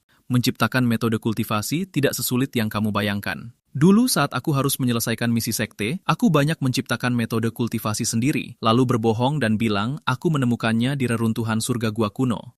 Sayangnya, setelah aku menggunakan setiap surga gua sebagai alasan, aku tidak bisa lagi mengarang asal-usul baru, dan pada akhirnya, mereka berhasil membongkar kebohonganku. Liu yang hampir putus asa di tempat. Dia ingin mengatakan, aku orang yang jujur, jadi tolong jangan tipu aku. Dia ingin mengatakan, aku ora. Saat Liu yang membukanya, aura pembunuhan yang ganas langsung menerjangnya, dan dia samar-samar bisa mendengar raungan binatang buas iblis di samping telinganya. Dia pernah membaca di pavilion perpustakaan bahwa kultivator pedang kuno memahami jejak pertama niat pedang mereka melalui pertarungan hidup dan mati melawan binatang buas iblis. Niat kakak senior sudah jelas. Dia ingin Luyang menggunakan buku ini untuk memahami niat pedangnya sendiri. Jadi Luyang dengan percaya diri berjanji, kakak senior, aku mengerti semuanya. Yunzi menatapnya sekilas, jelas tidak tahu apa yang dia pikir telah dia pahami. Namun, dia tetap menyerahkan pedang panjang kepada Luyang. Untuk menjadi seorang kultivator pedang, ketepatan adalah hal yang penting. Ambillah pedang King Feng ini. Tugasmu selanjutnya adalah menggunakan ujung pedang untuk memahat tahu menjadi bentuk binatang buas iblis yang ada di buku ini. Saat kakak senior selesai berbicara, Luyang mendengar suara roda yang familiar di belakangnya. Dia sangat mengenali suara itu. Itu adalah suara boneka yang mendorong gerobak lain yang penuh dengan tahu. Demi bisa melarikan diri dari tahu secepat mungkin, Luyang mengerahkan segalanya kali ini. Hanya dalam beberapa hari, dia sudah bisa mengukir bentuk binatang buas iblis dari tahu setelah memberinya sedikit dorongan. Kakak senior mengeluarkan sebutir biji wijen putih. Seorang kultivator pedang juga perlu melatih penglihatan mereka. Sekarang aku akan melempar biji wijen ini ke dalam tahu. Kamu harus menemukannya dalam waktu sesingkat mungkin. Liu Yang jatuh berlutut dengan suara berdebum. Sambil menangis, dia memohon, "Kakak senior, tolong gunakan metode lain." Kakak senior hanya menatap Liu Yang yang memohon dengan tenang dan berkata dengan lembut, "Di bawah pelatihan khusus kakak senior Yunji, kehidupan Liu Yang sangatlah memuaskan akhir-akhir ini." Saat fajar, dia duduk di puncak gunung dan mandi dalam cahaya pagi. Di pagi hari, dia berlatih ilmu pedang dan memelihara pedangnya dengan sepenuh hati. Pada siang hari, dia akan berbaring di pohon dan tidur siang sebentar. Di sore hari, dia akan menghadapi boneka-boneka itu dengan semangat tinggi. Tidak, lebih tepatnya, dia akan dihajar habis-habisan oleh boneka-boneka itu. Setelah makan malam, dia belajar dengan cahaya lilin dan menyelesaikan pekerjaan rumah yang ditugaskan kakak senior padanya. Begitu saja setahun berlalu dan kultivasi Liu Yang terus meningkat. Hari itu Liu Yang tiba di aula misi untuk mengambil tugas dan murid-murid sekte pencari dao lainnya langsung mengenalinya. "Lihat, bukankah itu Liu Yang? Orang yang membuat marah Qilin dan kakak senior Dai. Orang yang menempati posisi pertama dalam ujian masuk menjadi murid keempat ketua sekte dan dilatih secara pribadi oleh kakak senior Yinji." Rumor mengatakan bahwa setelah 1 tahun di sekte, dia telah menjadi kultivator pembentukan fondasi beberapa hari yang lalu. Liu Yang sudah terbiasa dengan pembicaraan semacam ini. Lagi pula, mereka tidak salah. 7 hari yang lalu, dia telah berhasil mencapai pembentukan fondasi dan baru saja keluar dari pengasingan. Mengikuti instruksi kakak senior, dia datang ke aula misi untuk menerima tugas dan melatih dirinya melalui pengalaman. Saat itu, tatapan Liu Yang tertuju pada tugas kultivasi ganda. Orang yang memposting tugas itu bernama Suyan, siluman rubah terdaftar. Setelah diselamatkan oleh penolongnya, dia berubah ke dalam wujud manusia dan memilih untuk menikahinya. Masalahnya adalah manusia dan siluman itu berbeda. Suyan memiliki tubuh pesona Mimi yang membuatnya menyerap energi yang tak terkendali. Akibatnya, tubuh suaminya semakin lemah dari hari ke hari. Jadi dia tidak punya pilihan selain memposting tugas mencari teknik kultivasi ganda ortodoks.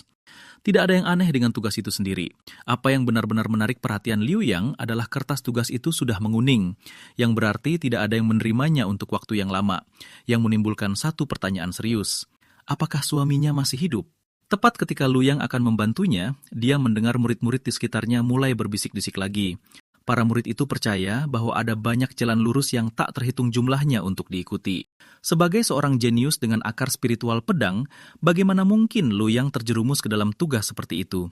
Itu tidak tahu malu dan vulgar. Mendengar ini membuat Liu Yang benar-benar terdiam. Pantas saja tidak ada yang berani menerimanya. Lupakan saja.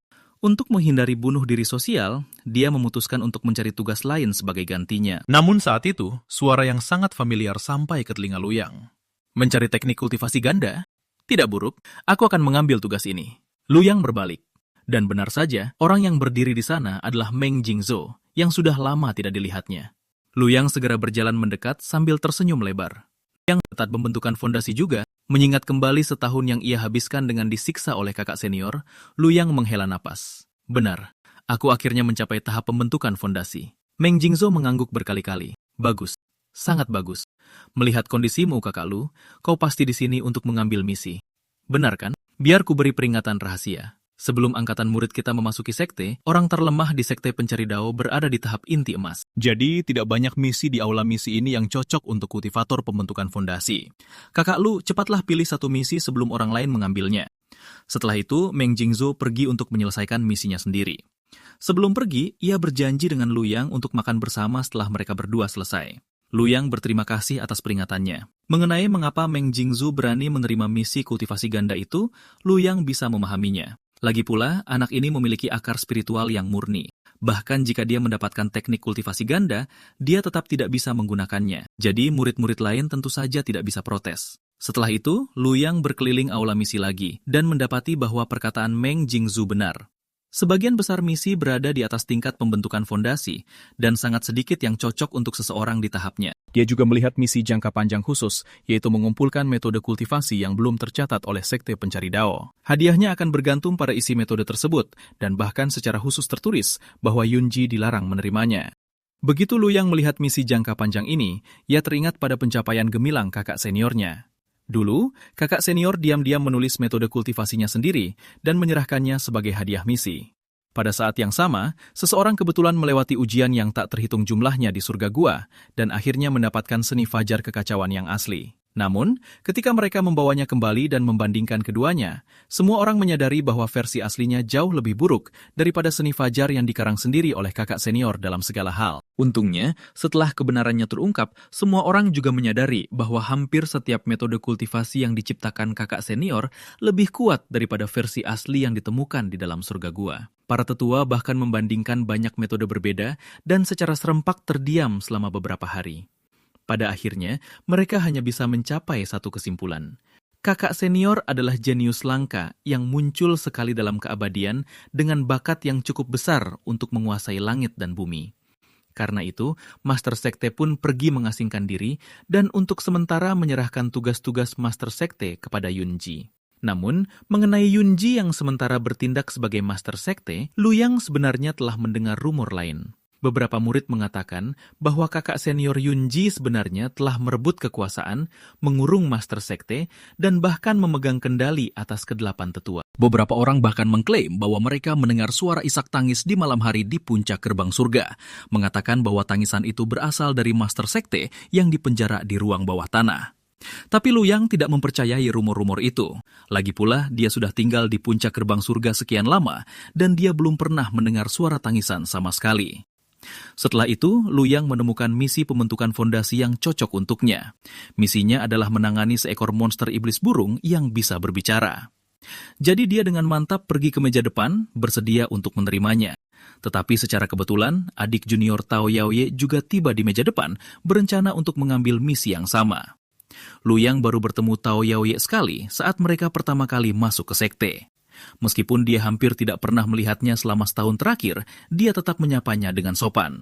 Adik junior, kebetulan sekali. Tao Yaoye tersenyum manis saat mendengarnya. Oh, ternyata kakak senior Lu. Selamat karena telah mencapai pembentukan fondasi.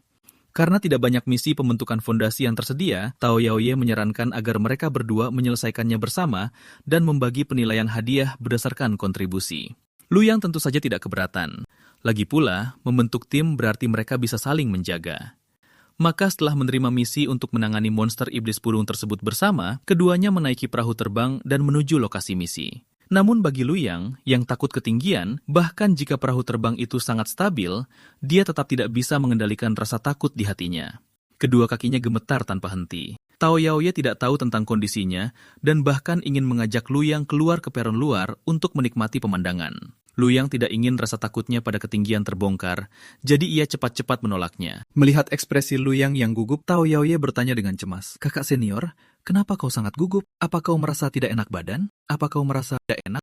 Cukup kontradiktif. Seringkali, semakin orang takut pada sesuatu, semakin mereka memujanya dan mendambakannya. Aku dengar pada zaman kuno, iblis merajalela, bencana tidak pernah berhenti, dan ras manusia sangat lemah, berjuang untuk bertahan hidup di celah antar kekuatan yang lebih besar. Para iblis besar itu mengandalkan garis keturunan yang diwariskan, tubuh yang kuat, dan kemampuan bawaan mereka untuk mendominasi alam liar. Manusia takut pada iblis besar, dan mereka juga takut pada bencana alam karena keduanya tidak mungkin untuk dilawan. Namun pada saat yang sama, manusia juga memuja iblis besar dan memuja bencana, berharap bisa mendapatkan kekuatan yang lebih besar lagi. Itulah sebabnya para resi kuno membuka jalur kultivasi, mempelajari kemampuan ilahi dari garis keturunan monster iblis, dan memahami teknik Dao dari angin, hujan, petir, dan kilat. Justru karena mereka mengatasi kesulitan yang tak terhitung jumlahnya dan mengukir dunia baru itulah umat manusia mampu berkembang hingga hari ini. Jadi, adik junior, apa kau paham sekarang? Pola pikir kontradiktif inilah yang memungkinkan umat manusia menjadi penguasa benua. Langit pun sama halnya. Kerinduan kita pada langit dan kekaguman kita padanya telah lama mengalir dalam darah manusia. Itu adalah pola pikir yang dimiliki oleh setiap manusia. Sambil berbicara, dia menutup matanya rapat-rapat, tidak berani melihat ke langit di luar sama sekali. Setelah mendengar pidato Luyang, Tao Yaoye langsung paham. Jadi kakak senior, kau takut ketinggian, benar kan? Apa kau barusan hanya menjelaskan alasan kenapa kau takut ketinggian? Mendengar ini, Luyang menutupi wajahnya dengan canggung dan berkata dengan malu. Benar, Tao Yaoye tidak bermaksud menertawakannya. Sebaliknya, dia menjadi sedikit khawatir. Sebagai jenius dengan akar spiritual pedang, apa yang harus dilakukan Luyang di masa depan setelah dia mempelajari terbang dengan pedang? Pada saat itu, Luyang tiba-tiba berbicara dengan ekspresi serius. Adik junior, pernahkah kau mendengar tentang dewa pedang yang terikat pada daratan? Tao Yaoye berkata bahwa dia belum pernah mendengarnya. Luyang kemudian menjelaskan dengan wajah yang sangat serius. Artinya, seorang dewa pedang tidak harus melayang di langit. Dia juga bisa berjalan di bumi. Lagi pula, dewa tidak selalu harus berdiri tinggi di atas orang lain. Kau tidak bisa menyebut dewa jika tidak ada manusia fana. Benar kan? Jadi aku bisa menggunakan pedang tanpa harus terbang ke langit. Tao Yaoye buru-buru menyelanya. Tunggu, kakak seperguruan. Aku hanya pernah mendengar tentang dewa duniawi. Dari mana kakak mendengar istilah dewa pedang yang terikat di bumi? Mendengar hal itu, ekspresi Luyang menjadi sangat serius, seolah-olah ada rahasia abadi yang bergejolak di dalam dadanya. Kemudian, di depan Tao Yaoye yang penuh harap, dia perlahan mengungkapkan kebenarannya. Aku mengarangnya. Nada suaranya yang percaya diri membuat Tao Yaoye benar-benar terdiam. Kebersamaan yang singkat ini benar-benar menghancurkan citra Luyang di benak Tao Yaoye. Dia masih ingat babak pertama saat dia secara langsung melihat Luyang dinyatakan positif memiliki akar spiritual pedang. Saat itu, Luyang tampak baginya seperti pedang tegak yang bisa membelah langit, tenang, tangguh, dan tak terhentikan. Setelah babak kedua, dia juga mendengar Luyang menjelaskan metode uniknya dalam menyelesaikan ujian tersebut. Hal itu membuatnya merasa bahwa kultivator pedang juga bisa memiliki pemikiran yang fleksibel dan pencapaiannya di masa depan pasti tidak akan terbatas, terutama pada babak final. Dia telah tertekan begitu kuat di Gunung Penanya Hati hingga hampir tidak bisa membuka mata, dan dia pernah berpikir tak ada orang yang mungkin bisa mencapai anak tangga ke-50, namun dia melihat sendiri Luyang dengan mudah mencapai anak tangga ke-50 dan lulus ujian. Justru keberhasilannya lah yang memberinya kepercayaan diri yang besar, memungkinkannya untuk terus mendaki dengan tekad bulat dan akhirnya lulus juga. Sampai beberapa saat yang lalu, Luyang masih menjadi sosok kakak seperguruan yang lembut, tampan, kuat, dan cerdas di dalam hatinya. Tapi sekarang, semua itu telah hancur. Ternyata beberapa hal tidak sesempurna yang dia bayangkan. Setelah menyeka air matanya, Tao Yaoye bertanya kepada Luyang, kakak seperguruan, bagaimana rencanamu untuk turun dari kapal terbang nanti? Luyang mulai berpikir dengan serius. Faktanya, dia pernah bertanya kepada kakak seperguruan senior tentang situasi ini. Tetapi kakak seperguruan menolak untuk menjawab. Dia hanya menyuruhnya untuk tidak membaca buku atau bertanya kepada orang lain.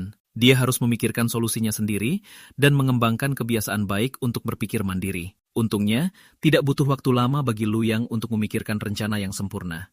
Adik seperguruan, duduk saja dan tonton pertunjukannya. Namun setelah dia akhirnya selesai membuat parasutnya, dengan canggung dia menyadari bahwa perusahaan kapal terbang sudah menyediakan peralatan pendaratan. Asalkan sedikit kekuatan spiritual disuntikan, penumpang bisa mendarat dengan mudah. Baru saja Luyang telah berdiskusi dengan adik seperguruan, Tao Yaoye, tentang cara turun dari kapal terbang. Ini juga salah satu ujian dari kakak seperguruan sebelum dia meninggalkan kultivasi tertutup. Dan solusi yang telah diciptakan Luyang dengan memeras otak adalah parasut modern buatan khusus. Saat Luyang dengan gemetar tiba di platform pendaratan, beberapa penumpang sudah menunggu untuk turun. Mereka semua menggunakan payung kertas standar yang disiapkan oleh kapal terbang. Sementara hanya Tao Yaoye yang menggunakan payung kertas merah yang telah dia sempurnakan sendiri dengan hati-hati. Ketika mereka melihat tas parasut di punggung Luyang, Tao Yaoye dan para penumpang lain yang bersiap turun dari kapal, semuanya merasa sangat penasaran. Ini adalah pertama kalinya mereka melihat peralatan yang tidak biasa seperti itu. Staf kapal terbang juga mengingatkan Luyang, jika ada penumpang yang menolak menggunakan payung standar yang kami sediakan dan mati terjatuh, perusahaan kami tidak akan bertanggung jawab. Tentu saja bahkan dengan payung standar, tanggung jawab bergantung pada situasinya. Luyang dengan tenang berkata dia mengerti dari luar, tetapi di dalam hatinya dia sudah menjerit. Kakak seperguruan, tolong jangan. Jadi perusahaan kapal terbang sudah menyediakan alat pendaratan? Lalu ujian macam apa ini? Pada saat itu, karena semua orang penasaran dengan metode pendaratan Luyang, semua mata mereka tertuju padanya, menunggunya untuk melompat lebih dulu. Hal ini membuat Luyang merasa sangat takut akan ketinggian, sekaligus merasa sangat canggung. Bahkan, rasa malunya hampir melampaui rasa takutnya akan ketinggian. Untuk mengurangi kecanggungan, Luyang tidak punya pilihan selain mengertakkan gigi dan melompat. Tao Yaoye dan penumpang lainnya mengikuti tepat di belakangnya. Semua orang membuka payung kertas mereka dan perlahan-lahan turun. Setelah jatuh ke ketinggian tertentu, Luyang juga membuka parasut di punggungnya tepat waktu. Pada kanopi parasut, kata-kata yang sangat besar bisa terlihat. Pemenang-pemenang makan ayam. Meskipun tidak ada yang salah dan pendaratannya menjadi stabil, Luyang masih sangat ketakutan. Namun Tao Yaoye menganggapnya sangat menarik. Kakak seperguruan Lu, benda itu sangat menyenangkan. Benda itu tidak membutuhkan kekuatan spiritual. Jujur saja, menurutku benda itu juga cukup bagus. Ya, kakak seperguruan Lu, benda ini benar-benar unik dan ini sangat besar. Lihatlah, Semua orang di sekitar kita menatapmu, tapi lebih baik dia tidak mengatakan hal itu. Saat dia mengatakannya, Lu Yang seolah mati karena terlalu canggung. Yah, adik seperguruan Tao Yaoye, mari kita bergegas menuju kota Taiping. Segera keduanya tiba di kota Taiping, dan seorang lelaki tua sudah menunggu di sana, lalu dia menyambut mereka dengan sangat antusias. Dua master abadi, kalian akhirnya tiba. Orang tua ini adalah kepala kota dari kota Taiping. Melihat hal ini, Lu Yang mulai menganalisis situasi secara diam-diam. Dia menyadari bahwa meskipun kepala kota ini hanya berada di tahap akhir pemurnian Qi, entah bagaimana dia tahu waktu dan arah kedatangan mereka sebelumnya, dan bahkan keluar untuk menyambut mereka. Dia pastilah bukan orang sembarangan, tetapi kata-kata kepala kota selanjutnya segera membuat Lu Yang merasa sangat canggung. Ternyata, dia hanya melihat metode pendaratan Lu Yang unik, itulah sebabnya dia menunggu di sini lebih awal. Setelah itu, Lu Yang langsung pada intinya. Kepala kota, namaku Lu Yang, dan dia adalah Tao Yaoye. Kami berdua adalah murid dari Sekte Pencari Dao. Deskripsi misi tidak menjelaskan tentang burung iblis secara rinci, jadi tolong beritahu kami semua yang Anda ketahui. Kepala kota menghela napas dan berkata, semuanya dimulai sekitar 20 hari yang lalu. Saya langsung melaporkannya ke Komando Kue, tetapi mereka kekurangan tenaga. Karena burung iblis itu tidak melukai siapapun, mereka menyuruh kami menunggu. Dan begitulah kami menunggu selama 20 hari penuh. Waktu itu, Taylor Feng berlari ke jalan dan berteriak panik, mengatakan bahwa iblis besar pemakan manusia telah datang ke rumahnya, dan itu sangat berbahaya. Ketika para tetangga mendengar ini, mereka semua sangat ketakutan. Lagi pula, iblis yang memakan manusia bukanlah masalah sepele. Hanya ada sekitar 30 kultivator di kota Taiping, dan di antara mereka, orang tua inilah yang memiliki kultivasi tertinggi. Karena saya juga kepala kota, Taylor Feng membawa para tetangga untuk mencari saya. Dia bilang dia tidak tahu siapa yang dimakan oleh iblis besar itu, tetapi karena ia bisa berbicara bahasa manusia, ia jelas belajar berbicara dengan memakan manusia. Jadi saya bertanya kepadanya, seperti apa rupa iblis itu, di mana ia sekarang, dan ilmu iblis apa yang dimilikinya. Tetapi Taylor Feng sangat ketakutan saat itu. Setelah tergagap cukup lama, dia hanya berhasil mengatakan bahwa itu adalah iblis burung. Karena tidak punya pilihan, orang tua ini harus pergi menyelidiki sendirian. Namun bahkan sebelum saya memasuki rumah itu, burung iblis itu bertanya dengan keras, siapa kamu? Di mana Zhang Guangjia? Orang tua ini bingung. Zhang Guangjia adalah kultivator pemurnian Qi tingkat ketiga di kota kami, dan juga salah satu dari sedikit guru sekolah kami. Bagaimana mungkin dia bisa berhubungan dengan monster iblis? Pada saat itu, saya berinisiatif untuk bertanya kepadanya, bolehkah saya bertanya mengapa Raja Iblis mencari Zhang Guangjia? Tetapi iblis burung itu tidak menjawab lagi. Sebaliknya, ia terbang lurus keluar dari toko penjahit. Sejak saat itu, burung iblis itu terus terbang ke seluruh penjuru kota Taiping, berbicara bahasa manusia dan membuat semua orang panik. Setelah mendengar ini, Tao Yaoye bertanya dengan kebingungan. Karena burung iblis itu mencari Zhang Guangjia, apakah Anda pernah mencoba membiarkan burung iblis itu bertemu dengannya? Kepala kota menghela napas lagi. Kami tidak perlu membawanya ke sana. Burung iblis itu menemukannya sana. Burung iblis itu menemukannya dengan sendirinya. Beberapa hari yang lalu, burung iblis itu pergi ke rumah Zhang Guangzhou. Burung itu meneriakkan kata iblis pada Zhang Guangzhou dan banyak orang mendengarnya. Setelah itu, seluruh kota dilanda kekacauan. Beberapa orang mengatakan burung iblis itu tidak pernah menyakiti siapapun. Jadi mungkin saja ia datang untuk memperingatkan kita bahwa Zhang Guangzhou sebenarnya adalah iblis besar yang bersembunyi dan sangat berbahaya. Tentu saja, yang lain bilang Zhang Guangjiang tumbuh besar di desa ini, jadi burung iblis itu pasti sedang mempermainkan kita. Menurut kedua tuan guru dewa, pihak mana yang harus kami percayai? Setelah mengetahui situasi umum dari kepala kota tua itu, Tao Yaoye percaya bahwa memang mungkin burung iblis itu memperingatkan penduduk desa agar berhati-hati terhadap Zhang Guangjia. Lagi pula, ada juga makhluk berhati baik di antara ras iblis yang akan memperingatkan manusia sebelum bencana tiba. Tentu saja, aku tahu penjelasan ini mungkin sulit diterima oleh kepala kota, tetapi banyak spesies berumur panjang di antara ras iblis akan tinggal di satu tempat selama beberapa dekade. Mereka membiarkan diri mereka menua secara perlahan, dan setelah mereka cukup melihat dunia, mereka memalsukan kematian mereka dan memulai kembali di tempat lain. Jadi bukan hal yang mustahil bagi Zhang Guangjia untuk menjadi salah satu dari mereka. Namun sebelum kepala kota sempat berbicara, Lu Yang melangkah maju. Perkataan adik seperguruan Tao Yaoye memang masuk akal, tapi ada satu hal yang tidak bisa dijelaskan. Jika Zhang Guangjia benar-benar iblis besar yang mampu mengubah wujud dengan bebas, mengapa dia membiarkan seekor burung iblis kecil melontarkan omong kosong tentang dirinya? Burung iblis itu mungkin akan langsung dibunuh sebelum ia sempat berbicara. Singkatnya, kita tidak bisa membuat penilaian akurat hanya berdasarkan apa yang telah kita dengar sejauh ini. Mari kita pergi menemui Zhang Guangjia ini terlebih dahulu. Setelah mendengar ini, kepala kota memandu mereka berdua untuk menemui Zhang Guangjia. Tidak lama kemudian, mereka bertiga tiba di kediaman Zhang Guangjia. Kepala kota mengetuk pintu dan berseru, "Zhang Tua, buka pintunya." 2 murid dari sekte pencari Dao ada di sini untuk membantu kita menyingkirkan burung iblis itu. Begitu Zhang Guangzhou membuka pintu, dia mengumpat dengan marah. "Aku ini benar-benar bukan iblis. Kalian tidak bisa begitu saja percaya pada apapun yang diteriakkan burung iblis itu. Burung itu juga berteriak, 'Ayo main denganku, tampan.' Lalu kenapa kalian tidak mengirim beberapa lelaki tua untuk bermain dengannya?" Kepala kota berkata dengan canggung, "Kami hanya berjalan-jalan dan kebetulan berakhir di sini." Tentu saja Zhang Guangjian tidak mempercayainya, tetapi dia tetap membiarkan mereka masuk. Lalu dia menjelaskan dengan pasrah, "Biar ku jelaskan ini terlebih dahulu. Aku belum pernah melihat burung iblis itu sebelumnya. Entah mengapa ia terus-terusan memanggil namaku. Aku lahir di kota Taiping, dan tempat terjauh yang pernah kudatangi adalah Komandani Kohei. Aku tidak tahu bagaimana aku menyinggung perasaannya. Semenjak ia mulai meneriakkan omong kosong, sekolahku pada dasarnya telah hancur, dan hidupku nyaris mustahil untuk dijalani. Setiap hari, murid-murid bertanya padaku, 'Guru, apakah Anda ini iblis?' Beberapa murid sangat takut aku akan memakan mereka, sehingga mereka menyelesaikan PR mereka tepat waktu setiap hari. Beberapa keluarga bahkan berhenti mengirim anak-anak mereka untuk belajar di sini dan menolak untuk meminta uang sekolah mereka kembali.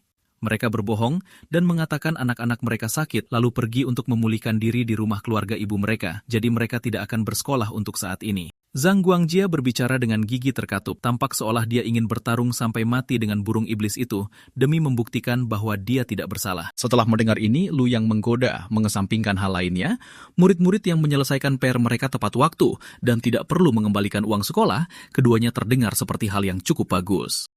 Zhang Guangjia tampak tak berdaya. "Kau benar-benar tahu bagaimana cara menghibur orang, tapi bukan itu poin utamanya. Salah satu tetanggaku pernah diam-diam mendatangiku di tengah malam dan memintaku untuk membunuh musuhnya secara rahasia, mengatakan bahwa harganya bisa dinegosiasikan. Aku sudah menjelaskannya panjang lebar, tetapi dia tetap tidak mempercayaiku." Begitu saja, Zhang Guangzhou mencurahkan semua keluh kesahnya selama 2,5 jam. Tepat saat Lu yang hampir tertidur, teriakan panik penduduk desa tiba-tiba terdengar dari luar. Burung iblis itu datang lagi. Lu yang buru-buru menghentikan penduduk desa itu dan menanyakan di mana burung iblis itu berada. Setelah mendapatkan lokasi persisnya, Lu yang bersiap untuk pergi ke depan dan menyelidikinya terlebih dahulu. Dia juga mengingatkan adik seperguruan Tao Yaoye bahwa jika nanti merasa tidak nyaman untuk berbicara, mereka harus berkomunikasi menggunakan sinyal tangan sekte pencari Dao. Di tengah perjalanan, Lu Yang sudah bersiap untuk mencabut pedangnya dan bertarung kapan saja. Lagi pula, agar makhluk ras iblis bisa berbicara bahasa manusia, ia harus memurnikan tulang tenggorokan melintangnya, dan kultivasinya setidaknya harus berada di tahap akhir pemurnian Qi. Dalam skenario terbaik, burung iblis itu hanya akan berada di lapisan ke-7 pemurnian Qi. Dalam skenario terburuk, burung iblis itu akan berada di atas tahap akhir pembentukan yayasan. Dan jika itu benar, pertarungan ini akan membutuhkan upaya yang sangat keras. Tak lama kemudian, dia akhirnya melihat burung iblis yang telah meresahkan kota Taiping selama lebih dari 20 hari itu. Bulu hijau tuanya tampak terang, dan dari sudut matanya hingga ke lehernya terdapat bercak-bercak merah yang besar. Warna merah dan hijau berpadu menjadi satu, membuatnya sangat mencolok. "Apa kau bercanda? Bukankah ini hanya seekor burung beo?" Lu Yang benar-benar tercengang. Sebenarnya burung iblis macam apa ini? Pada saat itu, burung beo itu sedang terbang di udara, meneriakkan hal-hal seperti, "Ayo main denganku, tampan." Melihat burung beo bodoh ini masih berani memprovokasinya, Lu Yang seketika menjadi kesal, dan daya isap melonjak dari telapak tangannya. Detik berikutnya, dia meraih burung beo itu dalam satu gerakan dan menatapnya dengan ekspresi yang sangat tidak bersahabat. Pada saat itu, adik seperguruan Tao Yaoye juga bergegas mendekat. Begitu tiba, dia langsung bertanya dengan cemas, "Kakak seperguruan, apakah kau menangkap burung iblis itu?" Setelah menyadari bahwa apa yang disebut burung iblis itu ternyata hanyalah seekor burung beo, perasaannya menjadi hampir sama dengan Lu Yang. Menyelesaikan tugas adalah hal yang baik, dan tidak perlu bertarung juga merupakan hal yang baik. Masalahnya adalah mereka telah melakukan perjalanan jauh dari sekte pencari Dao dan menghabiskan 3 hari di kapal terbang, hanya untuk menangkap seekor burung beo. Begitu mereka menyerahkan laporan misi ini, kakak seperguruan yang memeriksanya mungkin akan tertawa setengah mati. Setelah kepala kota dan yang lainnya mengetahui bahwa burung beo itu telah ditangkap, mereka semua memuji keduanya. mengatakan bahwa mereka benar-benar pantas menjadi tuan guru sekte pencari Dao karena mereka telah menangkap burung iblis itu dengan sangat mudah. Luyang hanya bisa dengan sabar menjelaskan kepada semua orang bahwa ini sebenarnya adalah burung yang sangat biasa yang disebut burung beo, dan ia pandai meniru ucapan manusia. Alasan burung itu meneriakan kata iblis mungkin karena ia pernah mendengar penjahit Feng meneriakannya. Adapun soal di mana Zhang Guangjia, burung itu kemungkinan mendengarnya dari orang lain juga. Ketika Zhang Guangjia mendengar bahwa hal yang telah menghancurkan hidupnya hanyalah seekor burung bodoh, dia tidak bisa menahannya lagi. Dia menerjang ke arah burung beo itu dengan marah, siap untuk menyembelihnya. Saat itu juga, Luyang mengangkat tangan dan menghentikan Zhang Guangjia. Burung iblis ini berasal dari hutan hujan yang berjarak setengah benua dari sini. Ia pasti tidak terbang ke sini sendirian, dan ia telah berkeliaran di sekitar kota Taiping selama 20 hari tanpa pergi ke tempat lain. Mungkin pemiliknya ada di suatu tempat di sekitar sini. Apakah ada yang punya pendapat? Apakah ada rumah tangga di kota Taiping yang akan membeli dan memelihara seekor burung beo? Kepala kota berpikir sejenak. Semua orang di kota ini tahu tentang masalah ini. Jika burung iblis itu punya pemilik, mereka pasti sudah keluar untuk mengklaimnya sejak lama. Jika ada seseorang yang mungkin tidak mengetahuinya dan juga punya uang untuk membeli serta memelihara burung beo, itu pastilah keluarga Xiang di sebelah timur. Tepat pada saat itu, ketika burung beo tersebut mendengar kata keluarga Xiang, ia tiba-tiba memekik. Melihat ini, Luyang segera menyadari mungkin ada yang tidak beres dengan keluarga Xiang. Menurut kepala kota, keluarga Xiang jarang keluar rumah dan tidak suka berbicara dengan orang lain. Konon katanya, kepala keluarga Xiang telah mengalami kemunduran ketika ia masih muda, yang menyebabkan kultivasinya merosot drastis.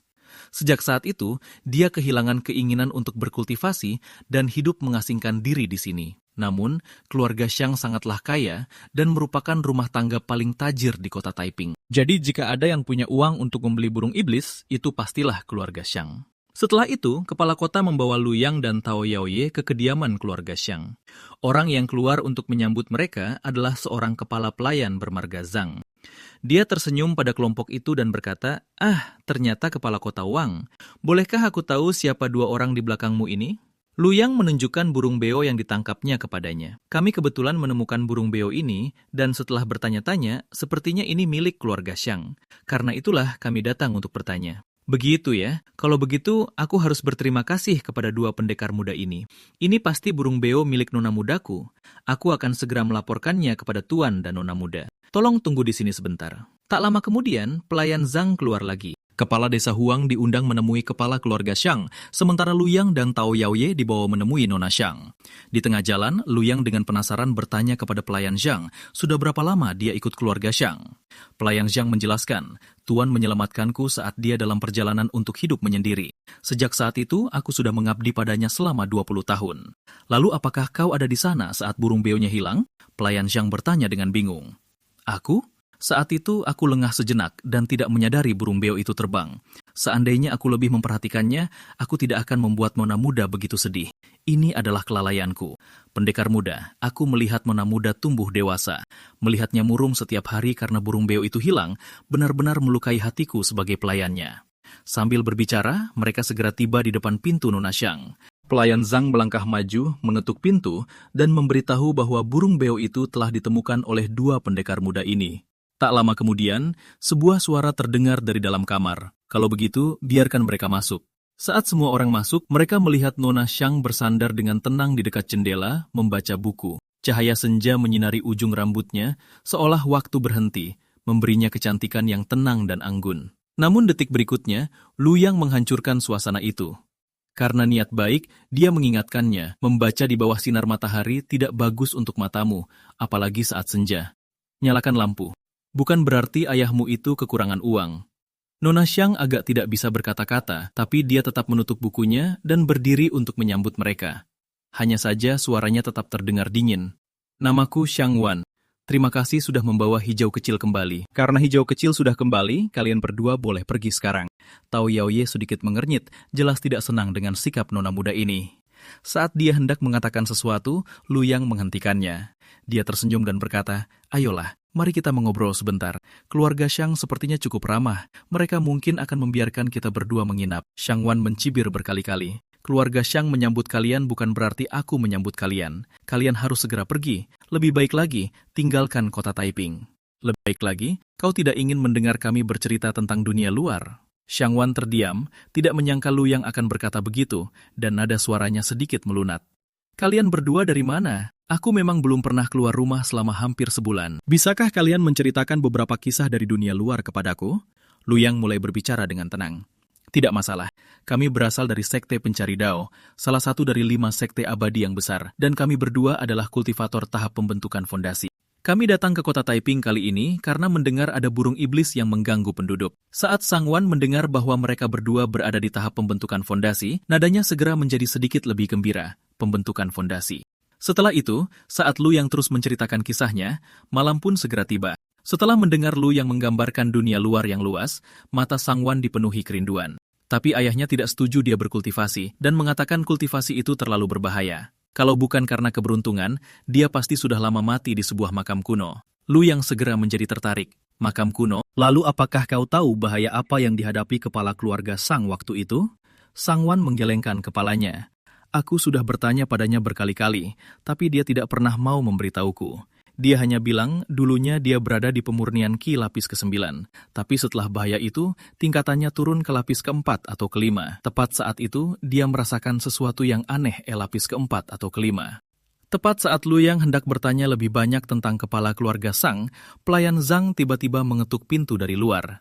Nona, sudah waktunya makan malam. Dan pendekar muda, Tuan secara khusus berpesan, karena hari sudah larut, kalian sebaiknya menginap malam ini setelah makan sebelum pergi. Tao Yaoye ingin menolak, tapi Lu Yang menghentikannya.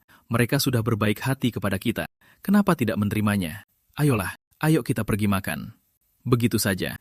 Setelah makan malam, Lu Yang dan Tao Yaoye pergi ke kamar yang disiapkan untuk mereka secara terpisah. Di pihak Tao Yaoye, dia dengan cepat merasakan ada yang tidak beres, karena begitu dia berbaring, rasa kantuk melandanya. Tidak seperti yang lain, dia sangat pilih-pilih soal tempat tidur. Tiba-tiba, dia sepertinya menyadari sesuatu, dan dengan cepat duduk untuk mengedarkan energi spiritualnya. Akibatnya, dia langsung sadar bahwa dia telah diracuni.